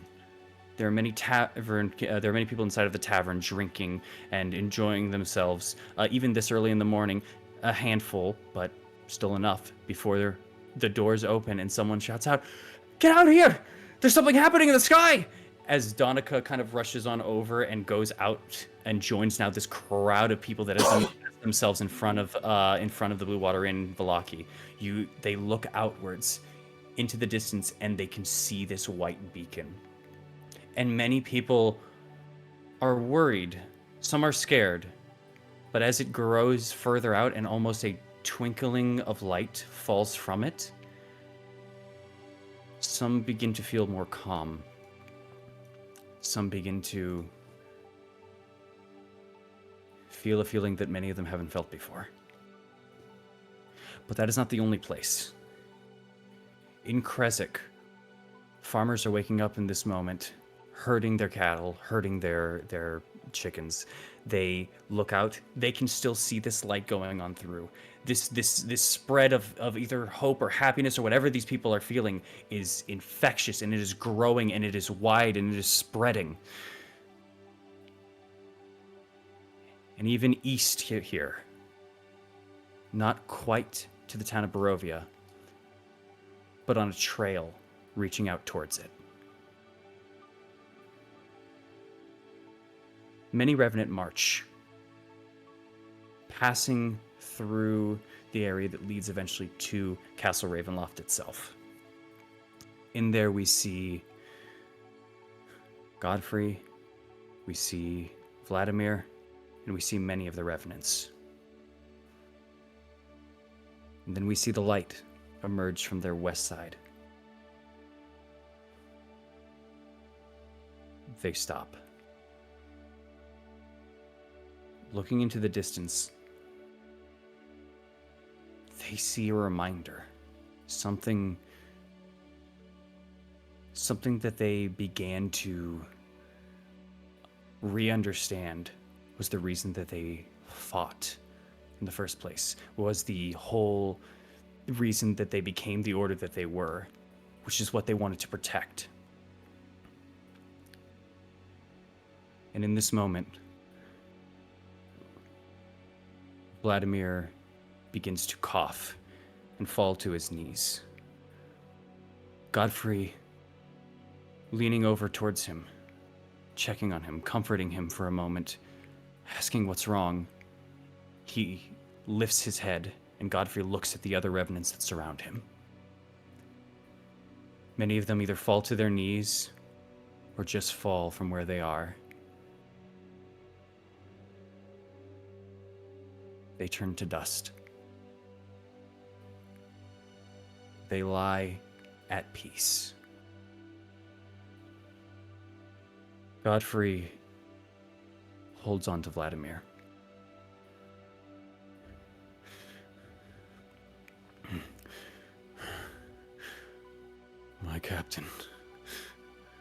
My captain, what ails you, please? Speak to me. What can I do? As Vladimir, raising his head, now laying on his back, supported only by his former love. You stayed with me this whole time. I'm sorry I couldn't see it. I love you. And those were the last words he was able to say, as Godfrey rests his head on top of Vladimir's, as Vladimir slowly fades away. Fine. Godfrey cries in both sorrow and happiness.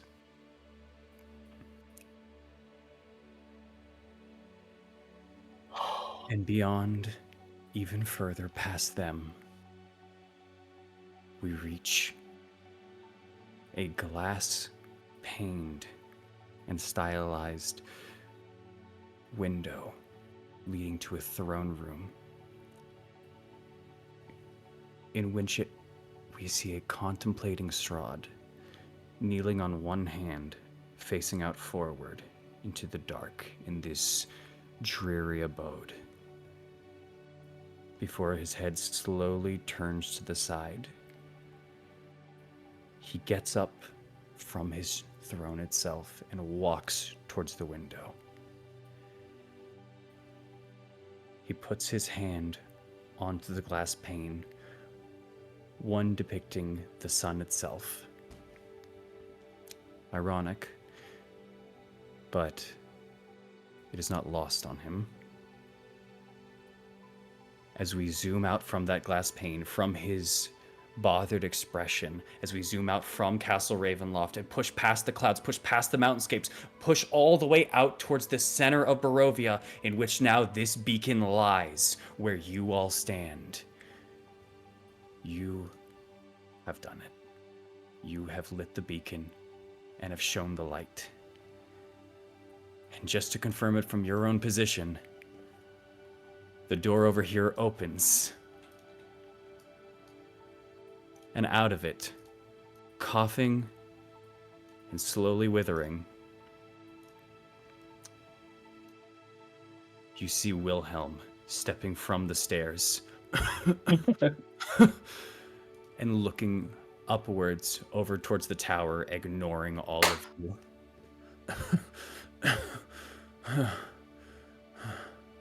I'm gonna go up to Wilhelm. You see slowly his left arm, which is holding a blade, begins to wither away as he leans on over, not even still looking at you, onto these stairs, back over at the castle. But you go up next to him. You've done your service.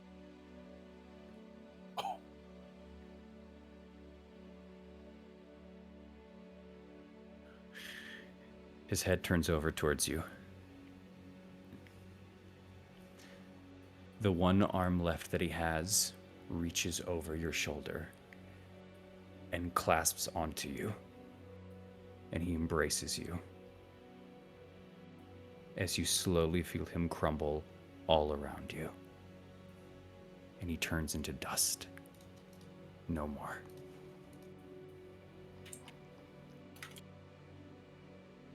With that done, as you all look up at the beacon, as you all feel its warmth, as you feel its importance, as you feel this hope, you are all blessed with this boon. Another boon! You feel Barovia has gained better chance this day. Wait. And that's where we're going to take our break. Everyone gets that! Let's How go! long? Wait, this beacon is gonna shine for how long? Seems for a very long time, my friend. Oh. Let's fucking go. We out here. Guys, we did We fucking did it. Biggest payoff. This Alright, is the guys, well, biggest payoff campaign we've gotten. is over. Shut the fuck up. It's over. I'm muting Done him. it. 1 second. We'll be No, right back, don't. everyone. Don't mute me, man. This is my thing. This is my We're on intermission. We're on intermission. Oh, we're on intermission. We're on intermission. Okay. We're good. Holy Oh. shit. All right.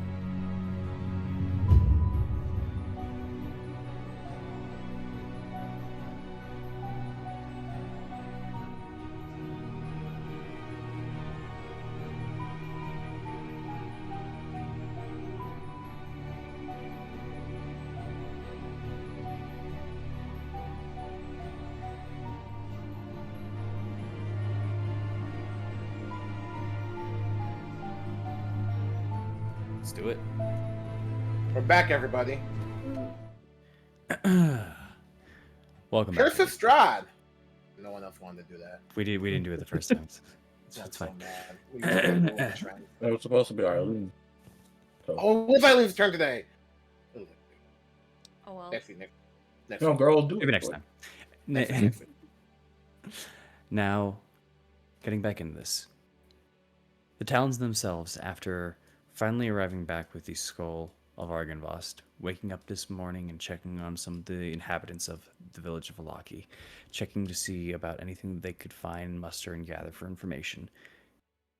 They eventually made their way up towards Argynvost Holt, with a little bit of delay and some arguing between them. But ultimately they reached their goal and their destination, climbing over the wall, going onto the inside where Morrow had laid down the skull of Argynvost and had ritually summoned the spirit of Argynvost itself. With the spirit freed and back and whole once again, Argynvost shot into the sky a large beacon, a beacon of hope, seen by many in Barovia itself. Now, as the group lays there, in awe, in hope, or maybe just getting ready for whatever comes next, you all lie in the cemetery in Argynvost Holt as Wilhelm withers away after embracing Morrow. What do you all wish to do?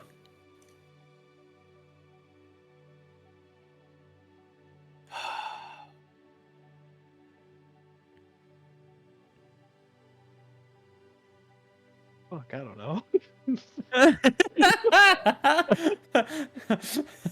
I'd want to I take think- a nap. I didn't think we'd get this far. Basically. We have two options. Yeah. Either head back to the lock plan there, or the Wizards of Wine. And why the Wizards have won? Silk is there. Mm-hmm. Actually, quick question. Quick answer. So for the bones that we put back, is Yes. the dragon head still there? Like, is the bone still there, or has it like?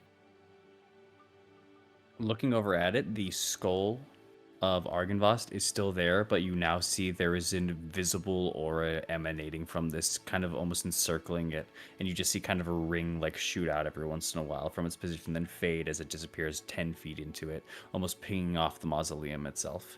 You just feel a large warmth coming from this.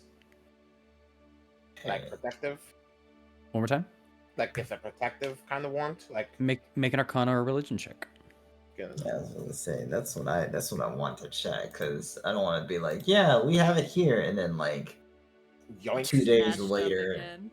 yeah, Can I 2 days do later, Strong's Arcana? like, yeah, I don't know why they thought that this would be Easy. defendable. The beacon rescinds. You all panic. You eventually make a journey back to the place. You go. The skull's still there. You tap the side of it. A panel opens. The AA batteries ran out. Yeah. And anyway, Unfortunately, that's a legendary item. Go ahead, sorry. thank you, Albert. I'll drink my water in a second. Question: can I do a religion and Arcana check like after one another? One. To get different. Pick I'll one. do Arcana. Yeah. 19. Sag. Hey. At the very least for this, you could definitely tell that emanating from this position, Aknev, is the aura and the energy of what goes on about for the beacon. This is the connection that Argynvost has from his own spirit, from his own realm, from his own area to launch the power and this light in. You feel a sense of duty emanate from this, a sense of purpose and a sense of passion that has long been lost from this order, even pass into you as you just stay anywhere near this area. However, from the other aspect of it, and from the form of religion, Amaris, it's very faint, but as you step into the mausoleum itself, you do get the sense and the presence here that you are on top of hallowed ground. You know that the mausoleum is considered hallowed ground. It spans out a little bit towards the cemetery, but does not cross very far. You don't know the exact length of it, but you know the whole mausoleum is covered. Okay. So yeah, there's no way he's gonna easily be able to touch it unless he I can get charms like someone to do it. Yeah, but say.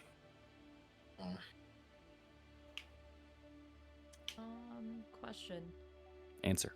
Is there still mist around? You would be one of the first people to notice that through an investigation standpoint, and it's because you were focusing on it. The mist has begun to not only rescend from the area that you currently stand on and passed through the gate. You saw as this just shot out, you remember the mist kind of fired back a little bit. And looking about and around, you're still kind of in an enclosed space and area, but that mist that was maybe only 200, 300, 400 feet off at any point from this mansion itself is either at this point dissipating or completely gone at this point. This area is no longer shrouded in the mists of its past, plagued by its own torment. Let's go. No more trauma. Let's go. Well, you know. No more this trauma though. Different trauma. Fog.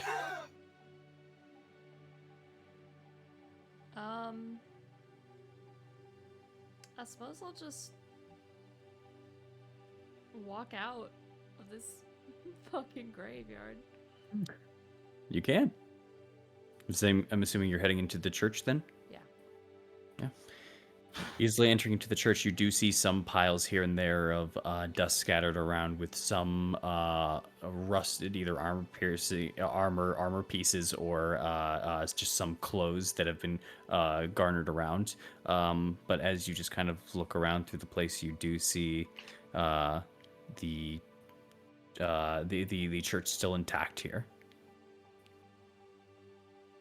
Okay. Yeah, I'm gonna leave the place. All right. Get out. Fair enough.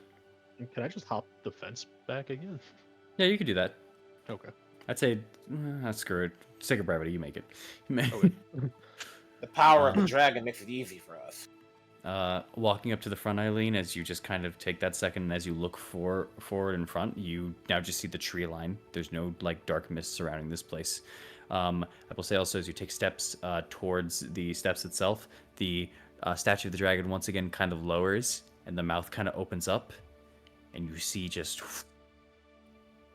a breath fly out over towards you. But luckily, you remember at this point, it is too old of a trap, and it is no longer affecting, as you just feel that gust of cold surround you. That's all it is. Okay. No. Awesome.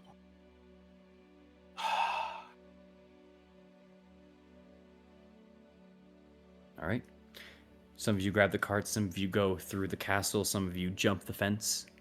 I'm assuming you gather the horses and gather your group to the front. Unless you guys wish to do something else here, you're totally fine to. Yeah. All right. Cool What would you all like to do? Yeah, where are we going? Well,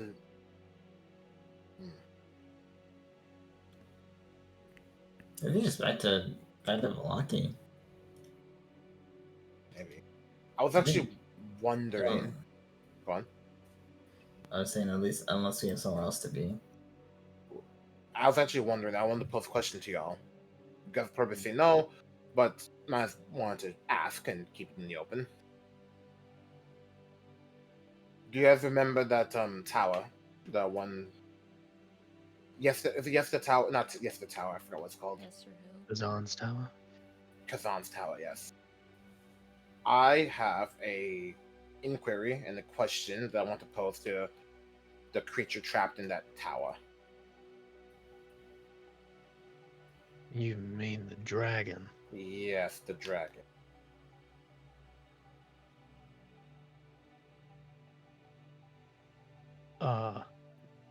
What?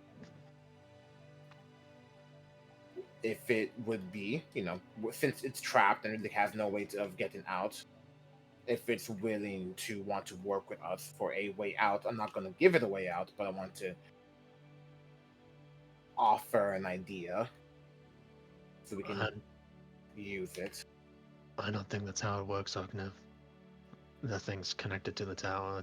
I don't even think it's real. I think it's just magic. Well, it wouldn't hurt to ask. No, I mean, it quite literally would. Wouldn't hurt too bad. Look, I didn't want to go behind your back, so I just wanted to ask and see, because I want to do it. Just a conversation. If it doesn't work, then we just trap it. I think it would just want to eat. Mm-hmm. Well, it's still a dragon. It's not a real dragon. It's just magic. It's made to ward people off. It's activated by people just fucking up the dance. It's meant to scare people away. That's why it was so easy to get rid of by just doing it right. Because who in their right mind would stay there with a dragon? Mr. DM, question. Yes. Is it possible just to trap a creature in there to act as a ward, or are they just correct? Is it just like a dragon? I mean, Arcana check? I'll Arcana check. I'll allow an Arcana check. Damn it, 16. It might be possible, might not. You really don't know. Well, I don't think it's just magic. I think maybe it was like a blue dragon, but it's stuck there. And considering the last thing it said was, I don't want to go back, meaning that it has some sort of mind and wants and desires and doesn't follow upon commands. And all it wants to do is just eat. Did that happen? DM? It's been a minute. I don't know what I said 100% when it was out, so I'd have to look back. But can you repeat, Eileen? It was basically kind of it saying, like, no, I don't want to go back. I think that's what it said. I think. My memory could be wrong. I do kind of remember that. I don't remember that at all. I'll say this at the very least. Just roll a d20. Okay.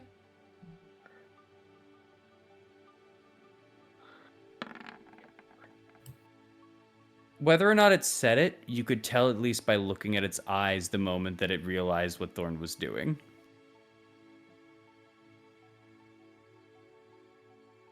Like When a Thorn look had of taken it panic? away. Yeah. And that's Yeah. the case. We can use that. To, like, not docile, but hope, open an avenue of a deal to be struck. Even if you could, it's still a blue dragon. They are made to be evil. Fair, but maybe it'll be in its self-interest to hopefully hear it out. Look, even if it's still a creature that has its own thought process, I just want to know if I could strike a deal of sorts, just enough where we all get what we want. Maybe that could be something passing, but there's still other things that we need to do. For Yeah, and that's. instance- Sorry, go ahead. For instance, that last gem at the winery, and there's the temple. Well, that's happening. Well, the temple's happening later, and we don't know what the gem is now. And nobody has for decades. Yeah, so those ones seem out and far away a little now. Yeah, also, I don't know. I'm against this dragon idea. That requires so much more of a deeper understanding on everything and a level of trust with a malevolent entity that I don't think we should risk. Because if we get on everybody's good sides by doing this shit here, and then suddenly get played by a different dragon that goes and wreaks fucking havoc all over Barovia, that's a bad idea. I get you're probably wanting it for the war effort and everything. I'm going to tell you the same thing I said about the werewolves. It's not worth it. We need the people, and that's it. There's some lines that's too hazy to cross, and too risky. Trying to give the best. I'm trying to find a way we can get the best outcome in this war effort. I get it, and I appreciate that. It's just something like that.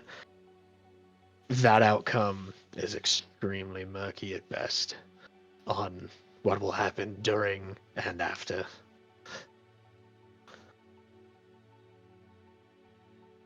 Not to mention, Strahd knew about it.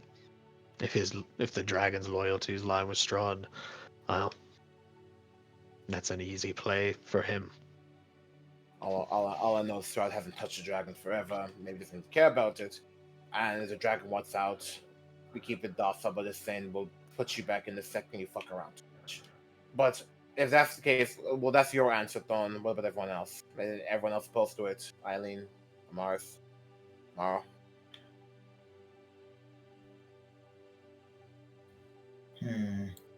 As a blood dragon. that's what everybody feels they want to do, but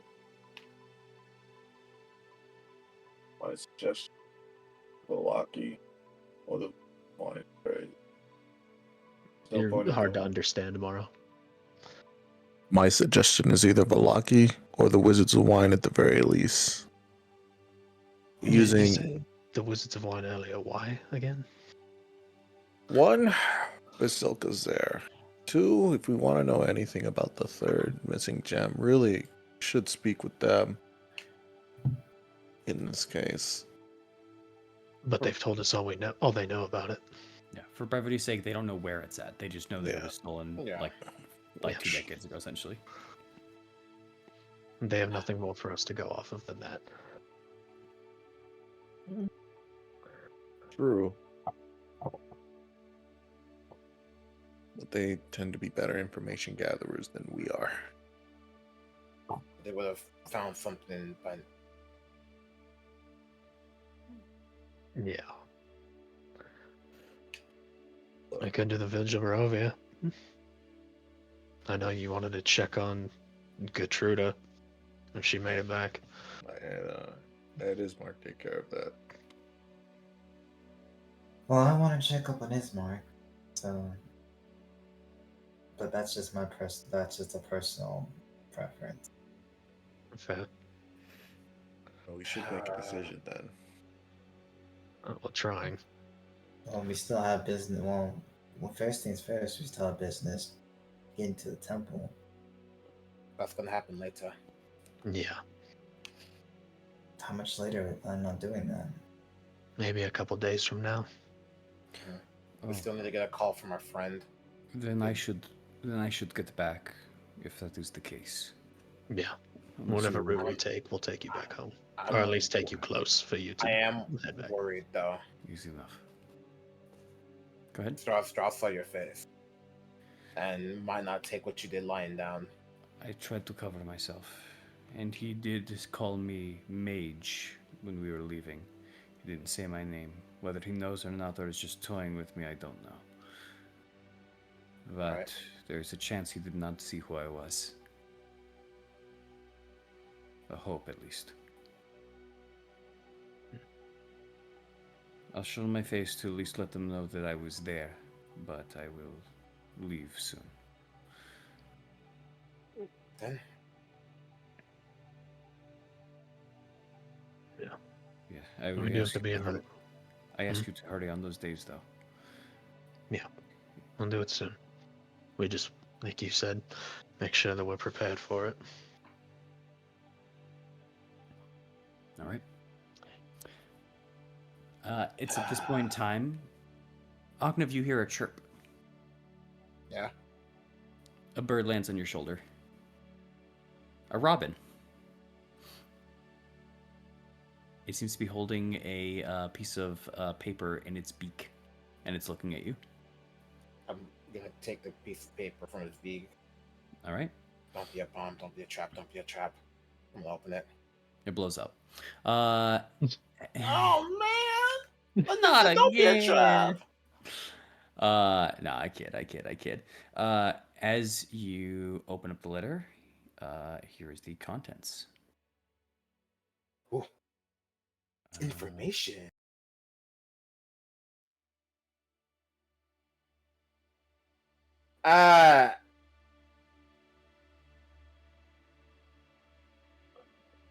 It reads out, unless you want to read it yourself.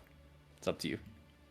The woman's in cards will be ready by midday today and only available till nightfall tomorrow. Will be wait your turn. Best of luck. P.S. You're reading this and you're supposed to do something strong with Zarovich. Note the letter you're reading is about to explode. Have a bad day.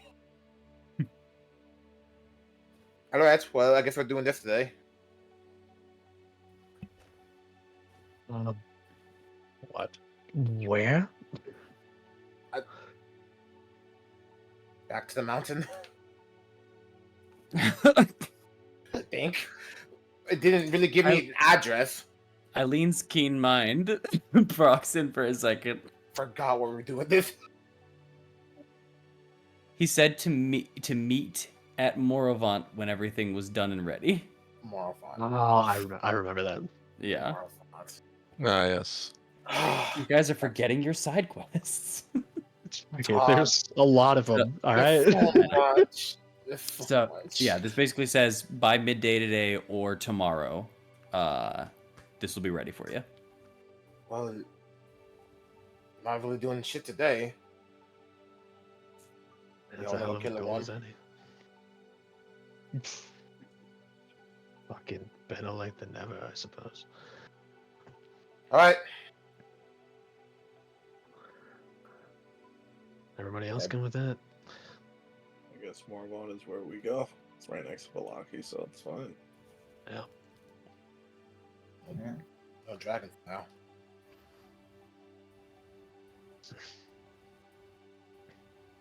After we deal with shit more on Mars, we'll head to the village of Barovia and check on his mug for you. Hopefully, Make grab sure him he's and get doing out. all right. Or Well, he wants to stay there, so we're not grabbing him.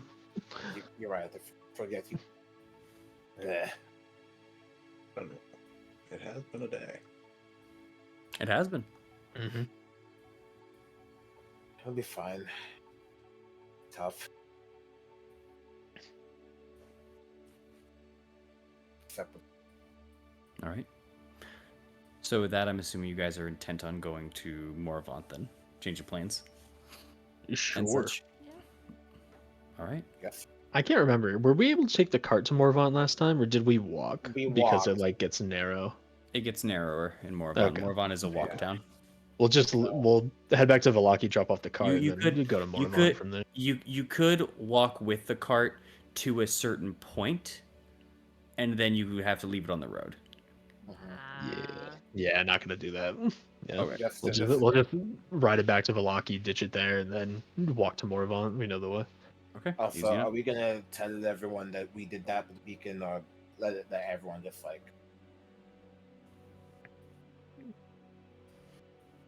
I mean, while we're riding through town, you just want to point at it and say that was us. You can. I'm just asking, and you know how tactful we being about this shit. We should let people know, but I feel like in a more tactful way than just saying we did that. Well, you Probably put more than I just said. Probably whenever we talk to the town, and hopefully tomorrow. Yeah, we got to still decide that. Yeah, we need to. I guess we'll talk about it as we're driving. Or Mm. karting. All right. Then I'll go to Barovia. Or, sorry, the Barovian map. There you go.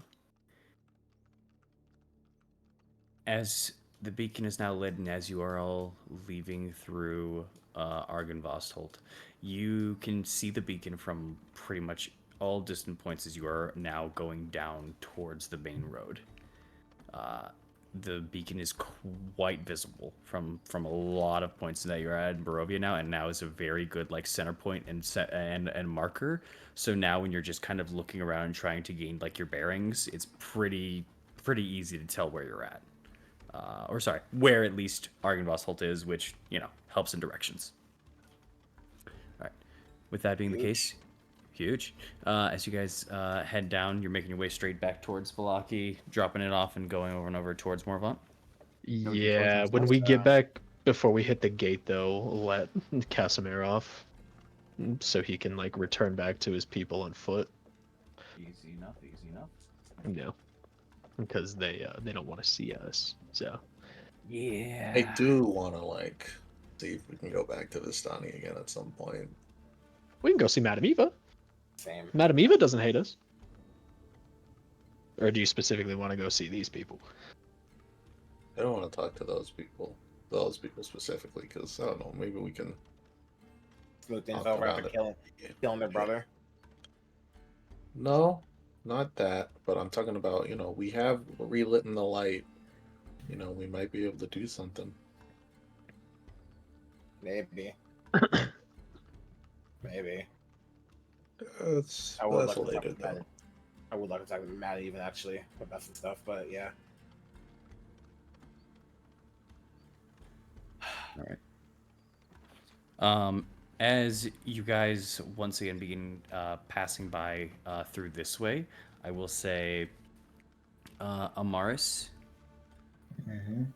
it is you who notices as you are making it once again kind of to the crossroads of the Luna River crossings. You spot to the north of you just a pair of eyes like on you in the distance in the forest. It's not hard to tell with your own vision. You see the eyes of wolves. About 3 pairs or so. Just kind of looking at you in the distance. I'm gonna stare at them back. I'm gonna try to intimidate them fuckers. Roll me intimidation Yeah, check. yeah. Wolf down, wolf down. Roll me intimidation check. I'm down. It's not gonna go well, but you know. Bro, don't say that. Just confidence, energy.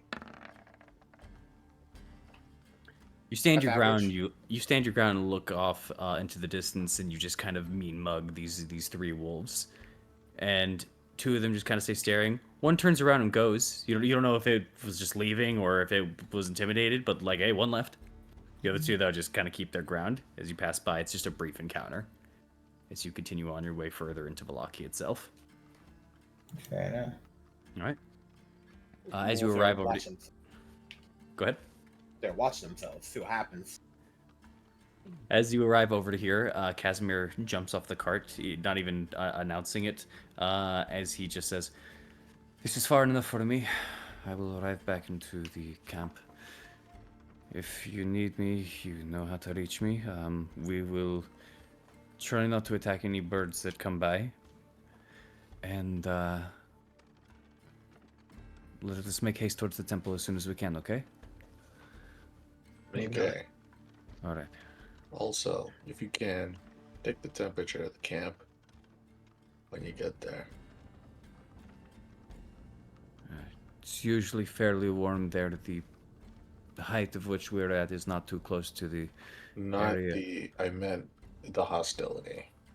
Whether or not, you know. Oh. Right. Right. Okay. On it. You get the sense that he was actually fully unaware of what you meant. as, I had a feeling. as he heads down south. I was as somewhere too. don't worry, I knew. As you guys go over into the east, why am I putting you guys there? That's where he's going. You eventually arrive back into the town of Valaki, the one that you started in just this morning. Unless you want to do something special in here or go through or something like that, it's easy enough to say that you would go to the Blue Water Inn and stable the horses. But is there something you guys wish to do inside of the town? As Donna, if we're at the Blue Water Wind, nobody's asking us about anything, right? There. Go ahead. Well, I've been thinking about it, and Mhm. I want to know. I've been thinking literally about this entire time. Is there any way for me to connect to the bow that I have? Like, actually connect with any of, like, the 2 other spirits in there? How would you do so? Well, I figured, like, now that there's, like, a moment, like, to ourselves, even if it's, like, crowded, I feel like Eileen would just hold the bow, maybe bring it close to her chest, and just close her eyes and just, like, maybe whisper to it, like, "Are you there? Can you hear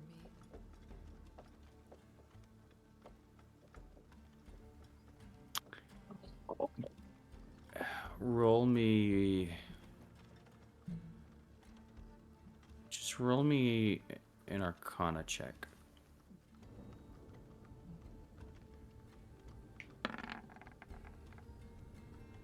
19? Ooh.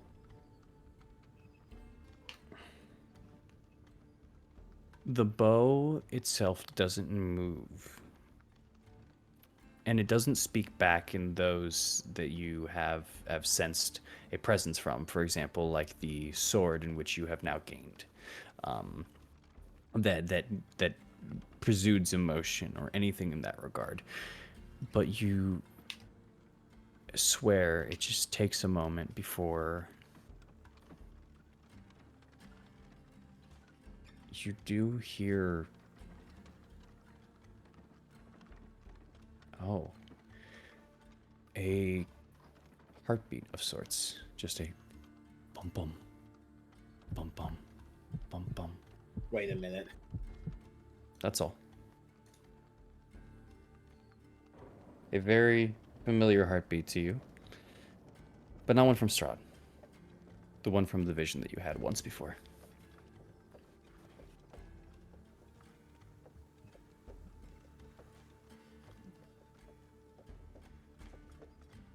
Okay. That's all you get. Okay. That was it. Okay. Anything else in the town? Just our theme song. As you play your theme song, you don't get anywhere near as much attention as you originally had once before, because there is a just absolutely massive amount of people in the town that are now out and about and are staring out southward and southwest to the distance, just looking outwards towards this pillar of light that is completely visible from your perspective and your point of view here. A lot of the mists and the shadows that shrouded the southern mountains have kind of dissipated, and the landscape itself now revealed itself. But as you do kind of play some of that song, there are some people that do garner and go around and ride up kind of next to the cart, and they kind of tap the side that you're on as they kind of go. Do you see that? Yeah. Was that together? Oh. Kind of I kind of look around Mhm. and I look him in the eye real quick, get close, and I just put my fingers to my lips shh.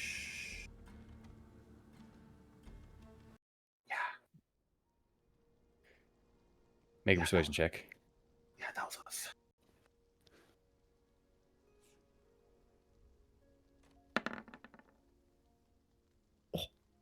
Wow. I'm using lucky. I refuse. I refuse. I don't care if I do a giant fight. There's no way. 21. I hate 21. this. I ain't having that. As you just kind of whisper and lean in, this bright young man, maybe a 19-year-old individual here, just kind of looks up over at you and then back over the pillar. I know it. As he just backs up and off, as you guys are now just kind of going and cruising, and it takes you a lot longer to actually pass through the village this time because there's just a lot of people in the road. Yeah, As you're kind of moving your cart through. And that's kind of leaving that I told you we're here to help.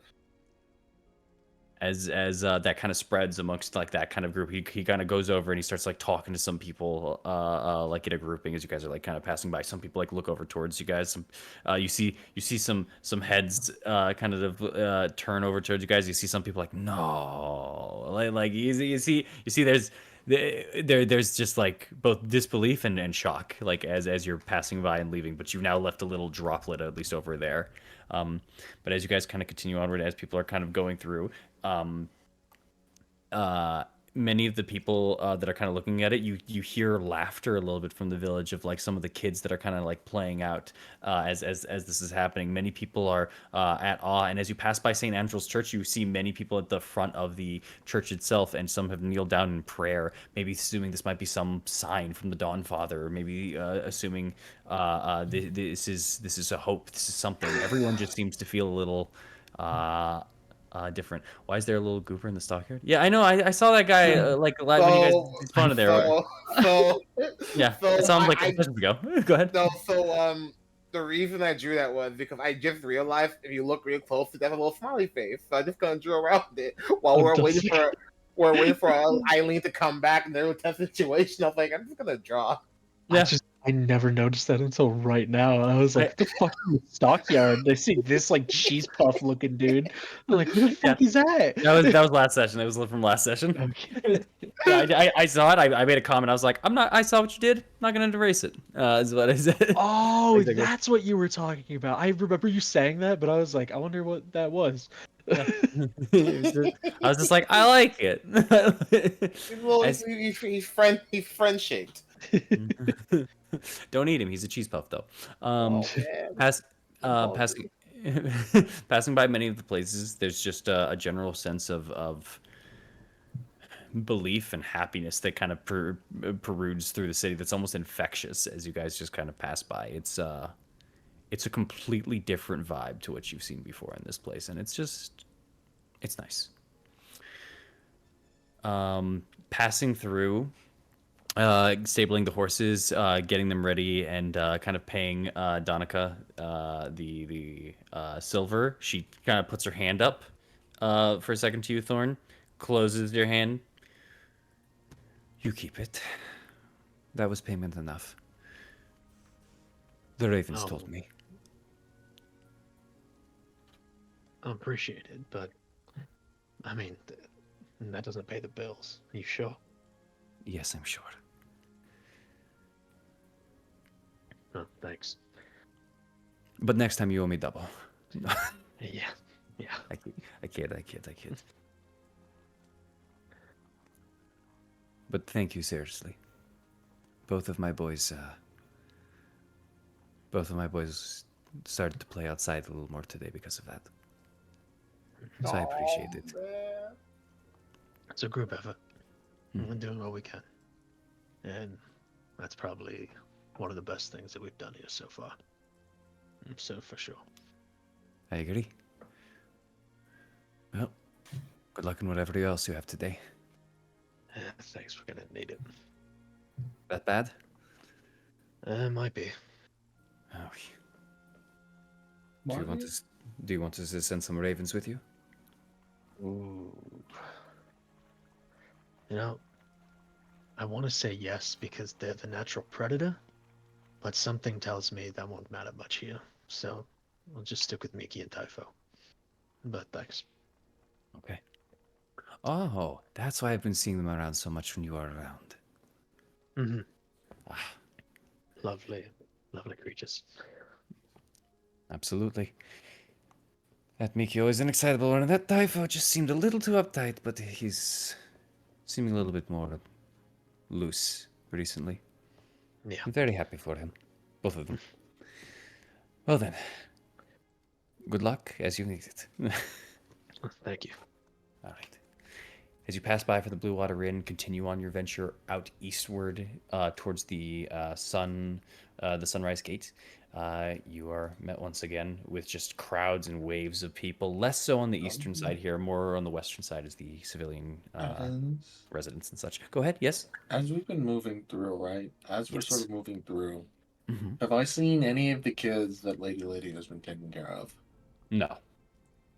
They haven't. Oh, is there anybody? You didn't pass Lydia's area, but generally most of those kids stayed indoors with Lydia in the house and such. Oh, okay. How about now? We gotta look at the sunshine. You didn't pass by their home. You're right. You just said that. Hopefully, we take care of this thing more along quickly, and then we can, I can get back to them. Yeah, dog. Got to get back to the orphanry. As you head out from the Sunrise Gate, you all eventually make your trek upwards and outwards. And hold on. Holy mama. You now head towards your next venture and your next feat, in which I believe, if I'm not mistaken, you all made a deal with Mordenkainen. A deal to possibly weaken an elder evil, one that persisted centuries ago over a land known as Greyhawk. You wish to at least sap his ability here or take out a piece of him that is now stuck within the realm of Barovia and no longer wish to give him the power of. Doing so, Mordenkainen has been making preparations, and you all begin your venture towards Morvant. Anything you wish to do, or are you just heading there?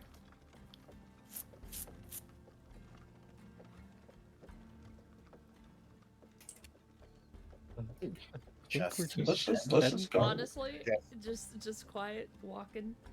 We'll Let's just go. just go, man. Let's get this Eileen, done. what about the thing that I sent you? You sent me something? I did. Girl, don't do it. It's a wedding ring. It's a trap. Oh, That would be wild. I've been told that I should attune to the sword. You've been hanging on to it. I Would thought you do did. that as I'm walking?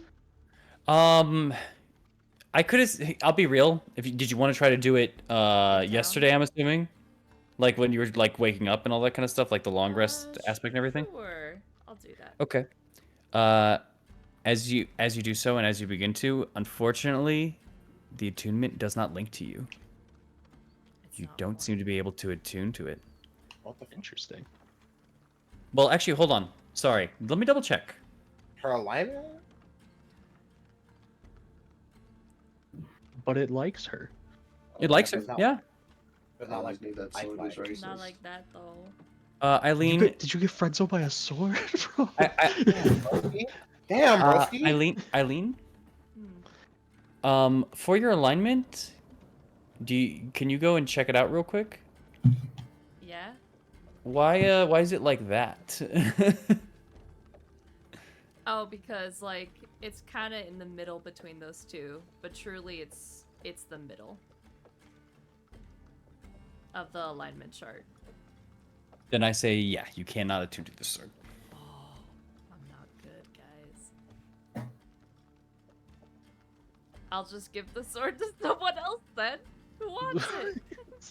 That's painful. You should think probably still have it, because I think you're the one that's most effective with it, because it's a short sword, right?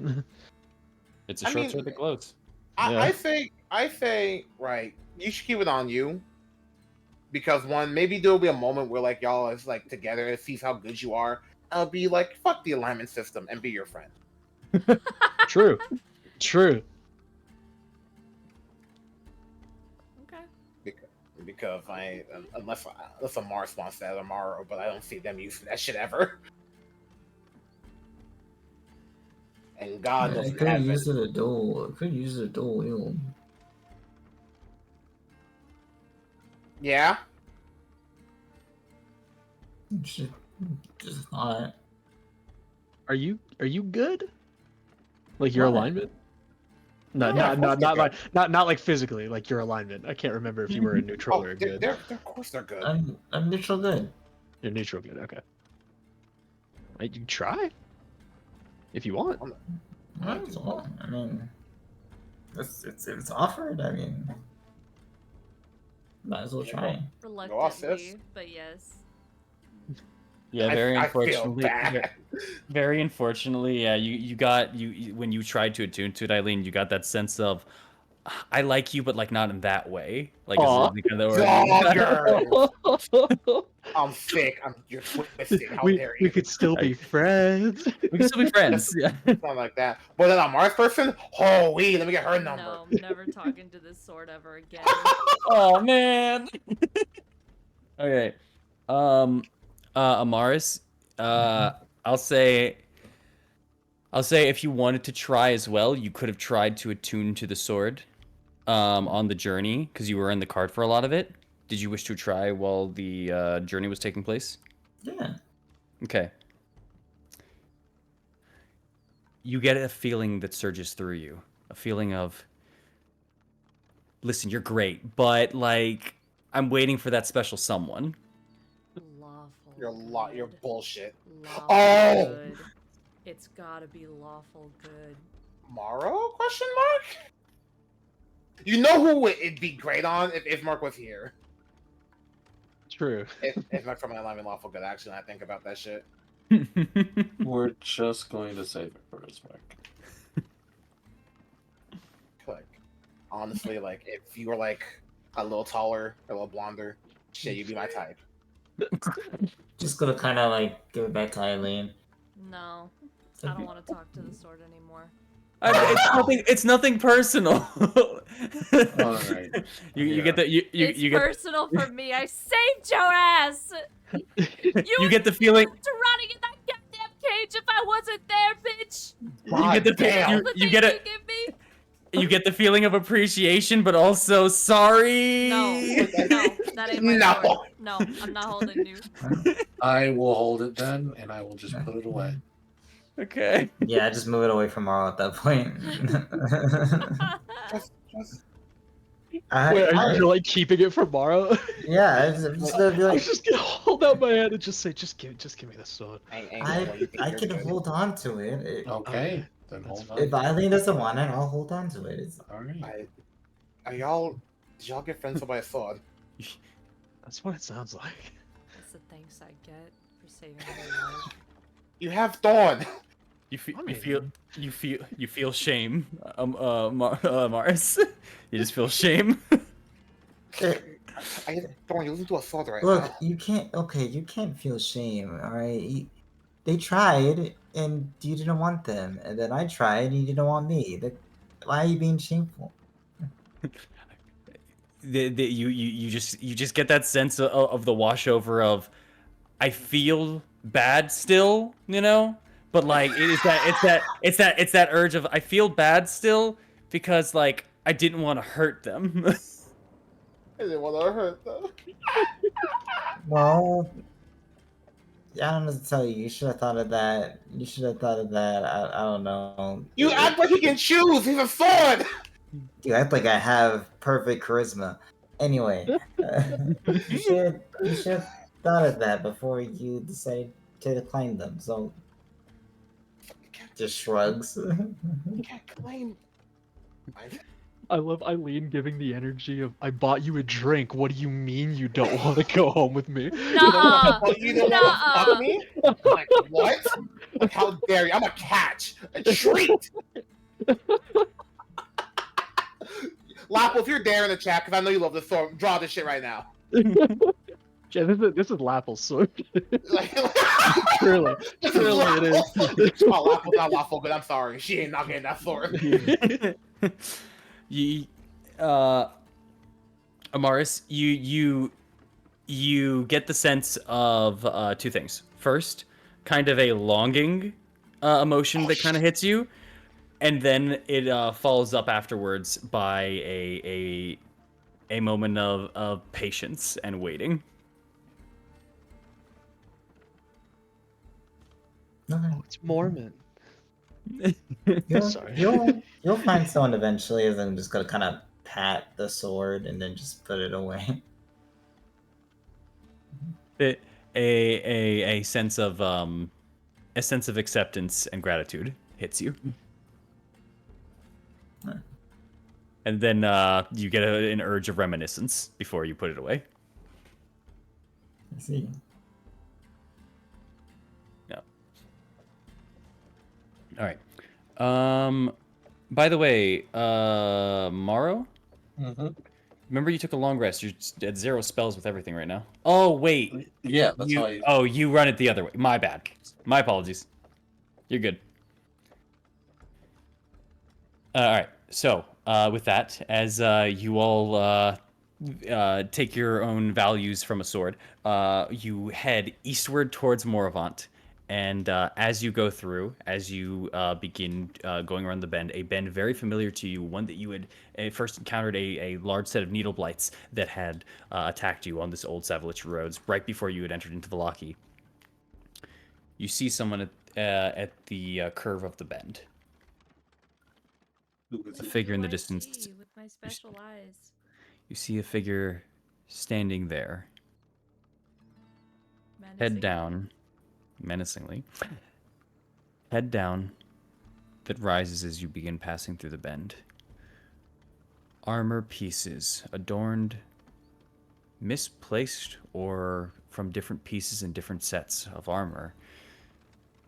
The sword they are clutching and holding forward in front of them. It is half buried into the ground. Their long white hair rushes past their shoulders and onto their back. Their gray complexion, known to you all. Is that Godfrey? I was gonna say. As you see, standing but 50 feet away from you all, Godfrey, who looks up. He survived. Why? Why did he survive? Because He's- I don't- he's cool, he's cool. he's not I a love true him. revenant. Godfrey. How are you? I am heartbroken. Mm. I am Sorry. heartbroken from everything that has happened. But today, I am relieved, knowing I only have one task left ahead of me. Morrow Kane.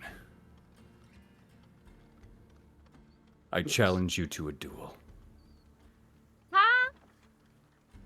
He wants to go out fighting. I understand.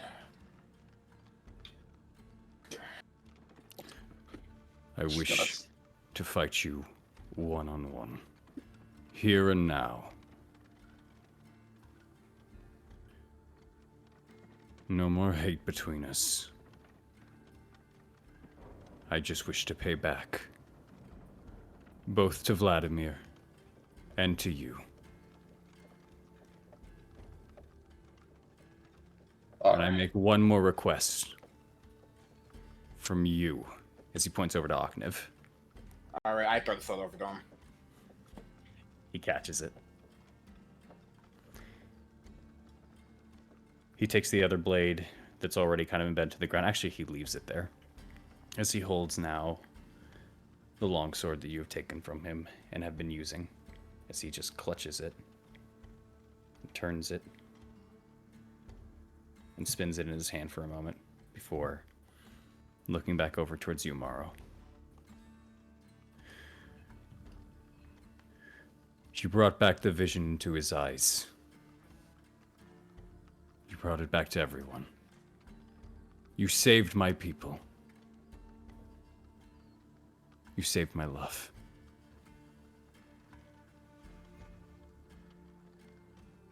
I can't thank you enough.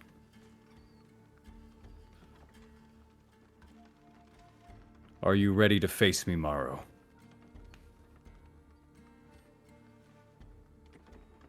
Yeah, I'm gonna heal myself up 4 points just to full.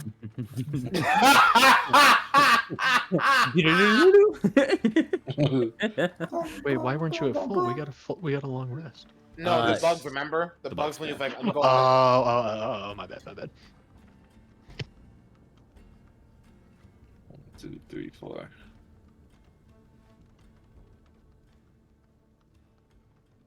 Alright. Go ahead.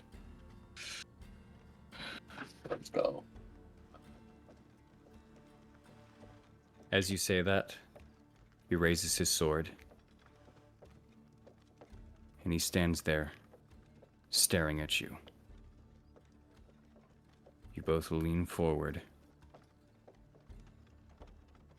And immediately charge into each other. I need you to roll me initiative, Morrow. Alright. If anyone is trying to do something in the middle of this, you may roll as well.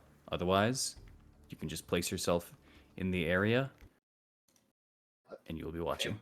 Yeah, They nah, gotta that's scrap, all let them them. scrap. No. Yeah. Morrow, I say right over here. No, seeing if we cannot pretend airplanes in the night sky. Let them box. Let them fight. Where do we have to put ourselves? Morrow just has to be right here. You guys can be anywhere you wish behind him. Yeah, I'm not. Okay. I don't need to be on this map then. Fuck that. Okay. Oop. There's double the amount of tokens. Alright. Don't smell me. If this.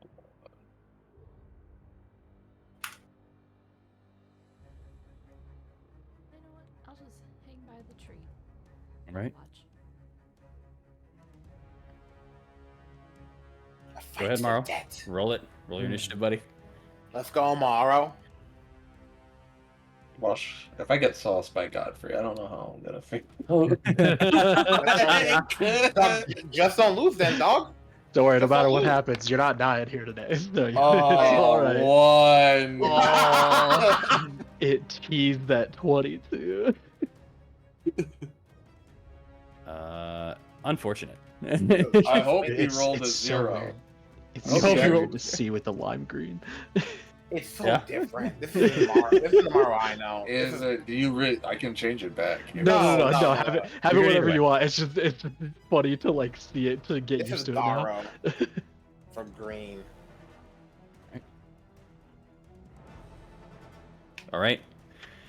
As he pulls his blade forward, he spins it for a moment, and he is going to. Let me see first. Yep. All right.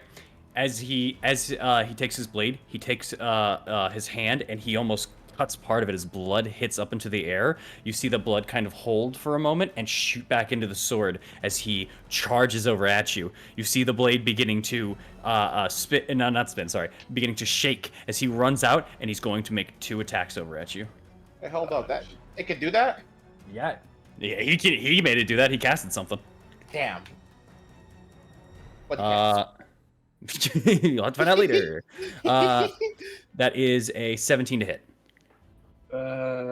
Hits. All right. Even with the That hit. +1 we have now? Yeah, it just makes my AC 17. Oh you shit, got I thought I 15. made it 18. Then I'm gonna need you to roll me a wisdom saving throw, my friend. As this blade hits you and cracks into you, you feel an immediate sense of vibration that hits your whole entire body, 26. and you shrug it off, and the effects that would have come from it. Let me see.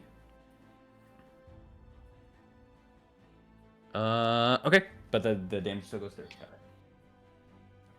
You take from this attack. Let's do this. Right. Sorry about this. Should have had the dice ready while I was setting this up. But he got here fast though. 13 points of slashing damage, Mm-hmm. and an additional 9 points of psychic damage. So 22 total. As you are slashed, and there is just a sudden vibration that goes through your body, but you shrug it off before the effects truly take place and hit you. As he goes for one more slash at you, another 17. That hits. Just hits. After the slash hits your chest, he kind of goes for one of your legs, dealing an additional 18 points of slashing damage. Cutting out and over to your legs there. Oh. You don't need legs, dog. All right. As he kind of takes that step forward and he's kind of pushing your position. Come on. You've already taken me down once before. What's another? Rip me away again. It's your turn. That's what you really want? It's what I need. Alright. I won't hold back then. Better not. Gonna... Let's go. Yeah, I'm gonna swing with Singularity. Charge Strike, because he needs to step away from me. Go for it.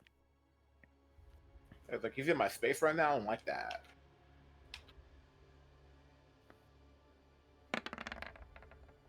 Oh. 18 hits. Let's go.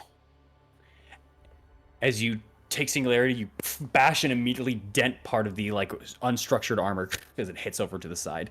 You now notice that the armor that he's wearing are pieces and parts maybe of armor that was held by many of his brethren that he was coming up here with. Oh. That is 13. 13 points. Got it.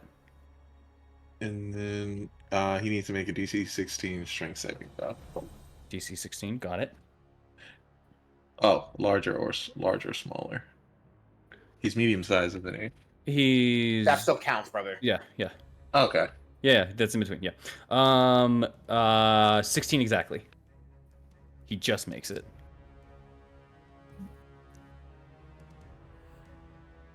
Alrighty then I'm gonna swing again with All right. Singularity.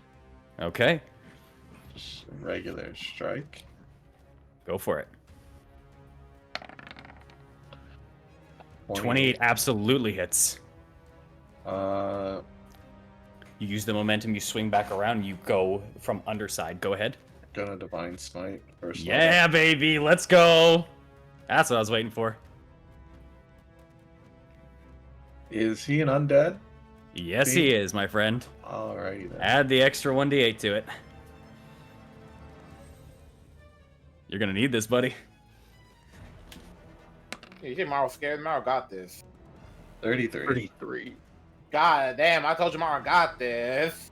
33 points of damage on that secondary swing as you match the blow and you fire back out. You finally see on that he takes a little bit of damage and you see him kind of like slide backwards for a moment before he kind of grabs part of Singularity and hoists himself back forward towards you in still like this assault and this front attack. All right, is that it for your turn? Crusher that. Oh, you're crushing him. Fair enough. And as you bash him backwards. Where Back to? 5 feet, and then as a Here, 5 here. feet down. That down. Got it. So, And bam, right then- there. And then I'm going to use Mhm. another bonus action, Shield of Faith, on myself. Shield. Got it. Shield of Faith. As you armor yourself back up and get yourself ready for the next round, it is Godfrey's turn as he slides over onto the side. He runs and dashes over past you and takes the blade. He holds onto it and grips it and is just trying to slash it at the side of your stomach here. Actually, before that, sorry, he's going to cast again.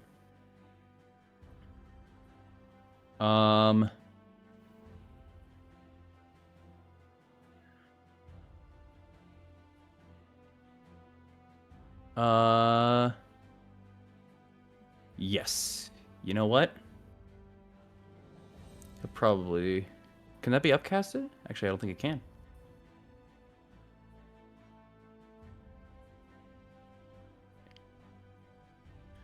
Sorry, just making sure of something.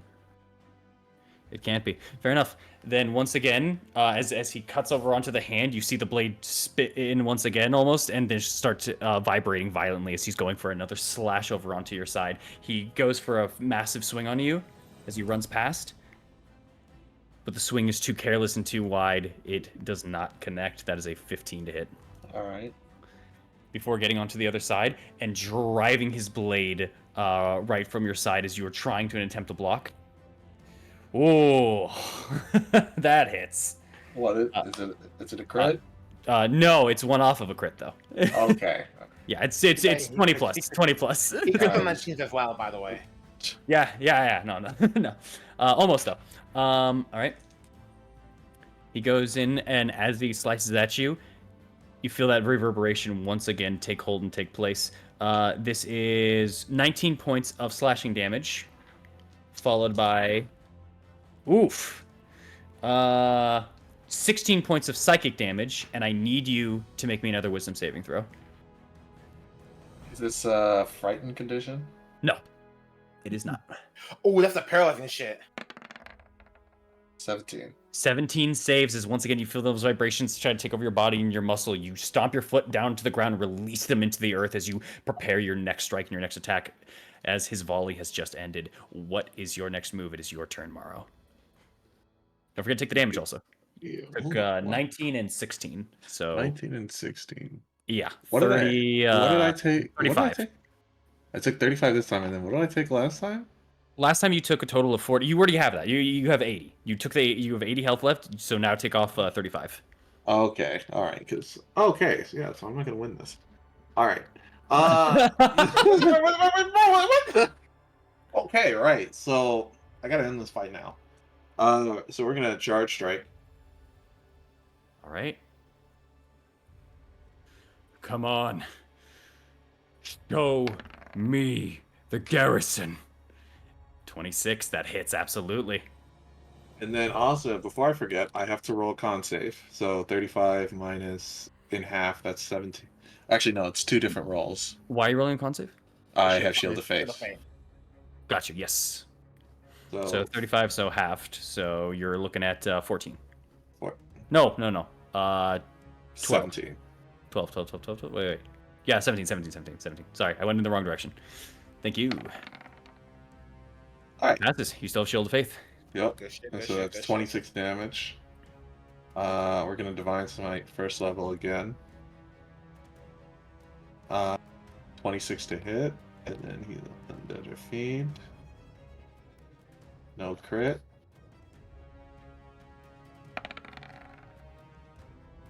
That's better. That's huge. 30. That's big. Firing off the next hit, you hit into the arm. The arm almost kind of swings backward wide as you just push a strong hit into him. DC 16 save? Yep. 22. As he stands his ground. That is still some big damage. Alright, we're gonna crit then. We're gonna crit then. So I'm gonna roll Singularity real quick. Oh, you're calling it right now? Oh, he's calling it. Let's go! Almost that Oh my god. Bro, I felt like I thought I was pulling up the old Babe Ruth, but like no, bro. I look over here. Yo, next time. Calm down. Oh, That happened so good. it would have. A 12 just misses. Damn. I'm gonna have to activate Gabriel. Like, I didn't want to do this. Like, Godfrey's out here looking for a fight. Why couldn't he just go in dust with his lover? But like, no, I gotta fight him now. The storytelling, bro. Why you want the storytelling, bro? Hey, bro, the story ain't me getting folded right before he goes to the afterlife. Then don't get folded, bro. Clap him. Clap his cheeks. We're not gonna let you die. Don't worry, you're good. Yeah, you might just lose, but you ain't gonna die. You know what? I will risk it. I will risk it. God damn, you will. No one-man garrison, right? Yeah, go. All right, I can risk it. Go. Okay. Mm-hmm. All right. He is going to then take his turn as he just kind of takes that blade and he looks over at you. You know, there was a part of me that always blamed you for what happened. Killing me, separating me from him, making him forget me. I'm talking to you, Gabriel. Morrow, you unfortunately have to bear his burden as you harbor him. And for that, I'm sorry. But no, in this strike, I pay back tenfold what was done to me. He charges that blade one more time as it begins to shake. He's gonna make a swing over at you. Almost don't crit him, please. The first swing goes wide with passion as tears flutter through the eyes and blind him, making him miss one on the side, only an 11. Before he takes that blade and swings around and slashing right towards you. 20 to hit. Does that hit you? That hits. Mara, you take 15 points of slashing damage. Oops. Oh. As your brain begins to fry and you take an additional 22 points of psychic damage. So that's how many? 15, 22 and 20? 15, 37. 37. All right, I am at 8. You gotta finish this fight, bro. gotta You Master win. Chief. You have to And then I win. believe Wisdom that's a saving wisdom throw. save. Yes, please. Yes, please. Yes, please. You gotta pass this Which shit, actually, brother. hold on, because I forgot about this. Oh, because Yeah. you have +1s to all now? Yeah.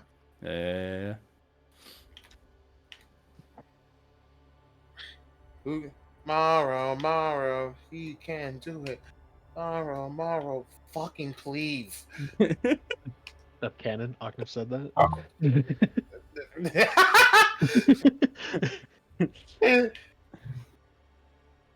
No.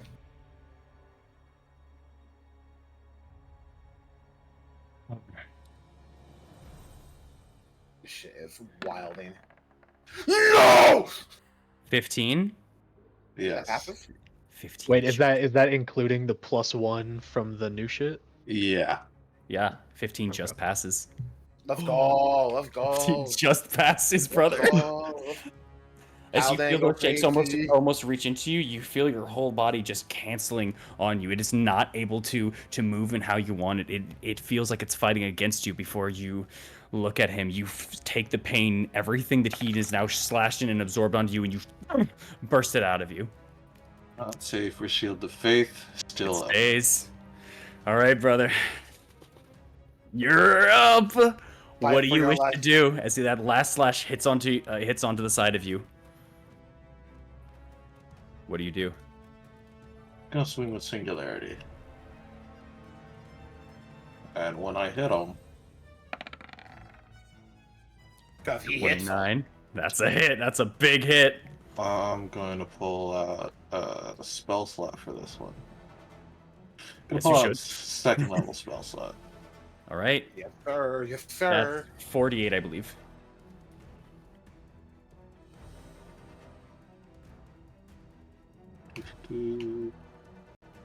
Second level.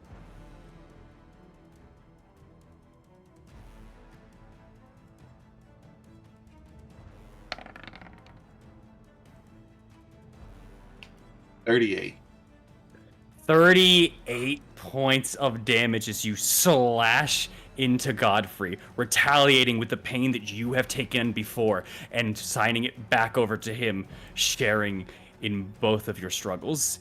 You slash him back, but just like you, he still stands. What are you doing, Morrow? He's shaking, though. He's using the sword to now hold him. You both are on the precipice of going down.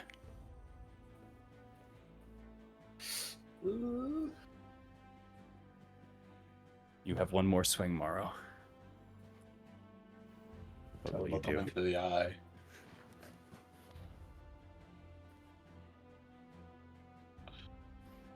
I'll finish you today. But know this.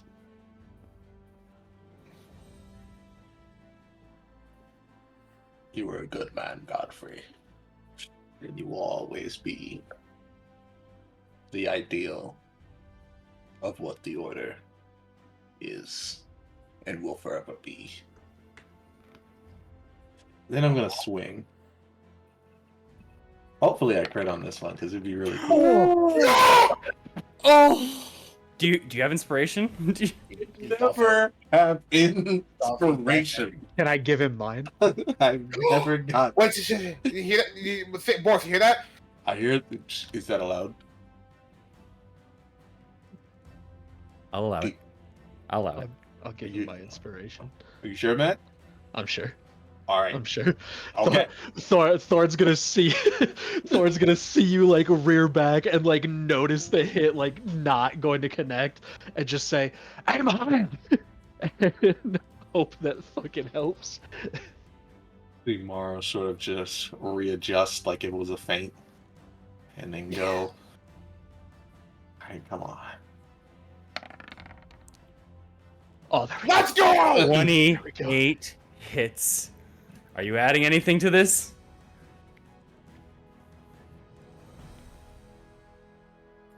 Yeah. Second level spell slot, just to be sure. All right. Let's roll it, my friend. Second level. He's an undead / fiend. 30. No, he's gone. He's gone. Describe your last hit, but do not mutilate the body.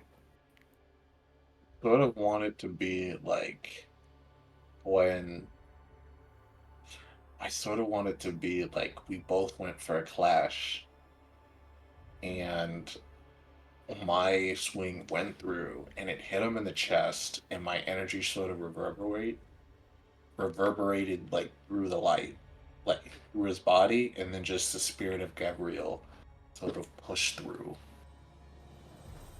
at the very end. As the swings both collide in the air, many of you, just from the push and the force of it, are almost taken aback and shoved back 5 feet from the swing itself. As you are all just shunted backwards, you see both of the blades colliding and clashing and almost scraping off of each other. Energy is being pushed and thrown. These two are just absolutely at even ends before Morrow twists the blade, twists the singularity itself and fires out forward, launching the sword into the distance and landing it into the road.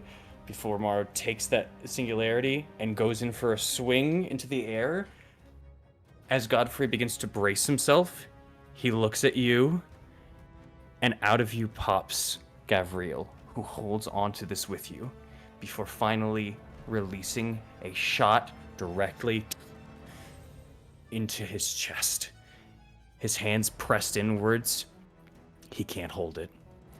As it fires off, energy and light come from this man's chest and launch him outwards, sliding him all the way out until he hits a tree,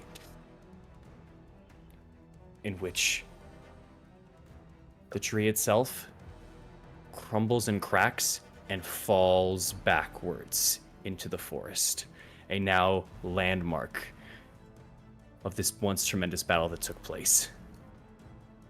Gavriel lands on his knees, the marks on his body glowing from the radiant energy and the divine.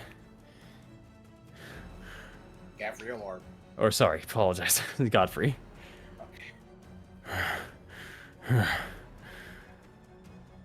I yield. As he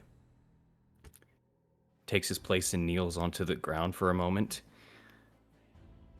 you feel your body move forward, whether it be yourself or Gavriel. You walk up towards Godfrey before he just takes his hands and tries to push himself off of the dirt, off of the ground. He looks up at you, and he reaches a hand out towards you, Morrow. I shall take it. He pulls up and leans over onto your shoulder. You can hear the heavy breathing of this individual.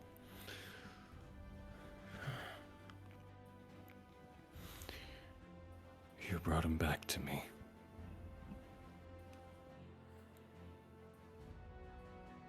I'm glad I did.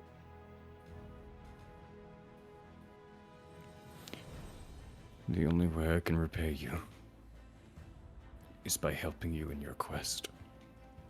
Allow this of me.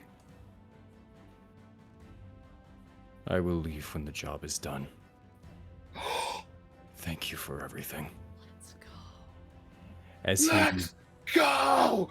crumbles into you, Morrow, similar to Wilhelm.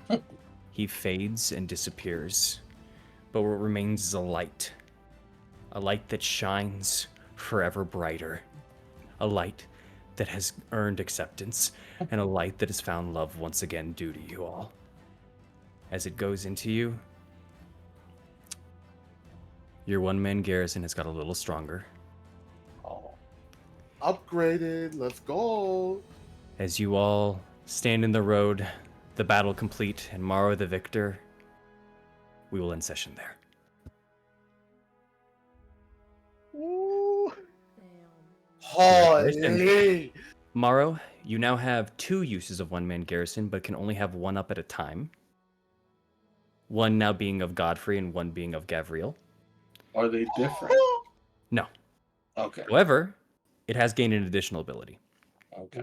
Oh, I also apologize. I'm gonna, here, let me just roll this, because he also put his essence into him, his rejuvenation into you, so he used up this many. Hold on. He put his essence into you. Morrow can paralyze people now, like Godfrey could. That'd be broken! That's different. Imagine, like, hold still. Like, what? And then everyone just jumps them. Hold on, Morrow. Sorry. Oh, excuse me. You heal this much from Godfrey. Whoa. 90 points of healing from you, from all the energy that was left in Godfrey as he passed it to you. I love it because, you know, Godfrey's the paladin and Marl's the paladin, and then, like, it's paladin on paladin, baby. Additionally, and I'll write it down for you in a minute here.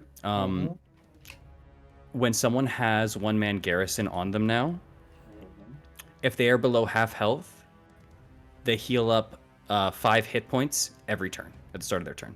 You got regeneration on people? Yo. That's kind of spicy. We Seems a little busted, but Are you I don't think I like this no more. Bro, we need busted, bro. like I'll You- take it. You need busted. You need busted. Well, like, When the DM says you need, like, you're gonna need this shit. Don't worry. Remember, you can only have one of them up at a time, though. okay. Fair Yeah. enough. So if Two you were to, if you were to users. use your second one and switch, one of them would have to recede. Yeah. No. But yeah. Option. That seems busted, but I'll take it. All right, fine. All right, Singularity's gone. No, I was kidding. Did you say that? Don't look to him. Okay. Wow. I get it, you don't like the gifts. That's nice. Yeah. Well, you completed. Yeah. I mean, look what you did. Look. I wonder how Gabriel's feeling, man. I hope he's happy, man. I hope he leaves my body though, like, cause not gonna lie, it's That's his mine, fault. dog. I'm in this. It's his fault. I'm in this situation. I'm still mad about, like, I didn't even do shit. Hey, you're out of it now, though. Now all the revenants are fucking gone. Like, Or hey, at look, least the this ones is that are like- on your ass. Hey, look, right? I love Gabriel, but it's like if he told me, "Hey, man, I'm gonna make you play Resident Evil 4 when I just wanted to play Animal Crossing," and I couldn't play Animal Crossing till Resident Evil 4 was done, and I was in the village. Wrong campaign, brother.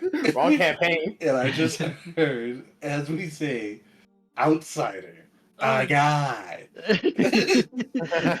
Hey, look. Mara wants a fucking, Forastero. but he's getting the un for the I stare. look, Mr. Marrow. Oh my gosh. That's so crazy. Thank you for session. Oh, Oh, you're welcome. I love sessions. I love D&D. Oh, been waiting for that one. Fucking bad. we did it. We out. Holy shit. Oh my god. Anyway, thank y'all for coming on out to Strahd. Ugh, It was a that's- time of times. Thank you for the raid, by the way. We got raided, y'all. Oh, hey, thanks. Thanks, guys. Sorry, we were in the heat. Oh my gosh. Sorry, we were in the heat of passion. I'm in combat. Passion. I felt no passion there. No energy. More energy. More passion. More passion. It More was energy. very, Yeah, but thank y'all for coming on now. It was great. We're just gonna probably head off, probably raid into someone else. And if you guys want to say anything, people, D&D people. I'm gonna kill him next session. Next time on Curse of Strahd. No, wrong said time. He said it. Anyway, thank y'all for coming on out. Bye. Bye-bye, guys. Bye-bye.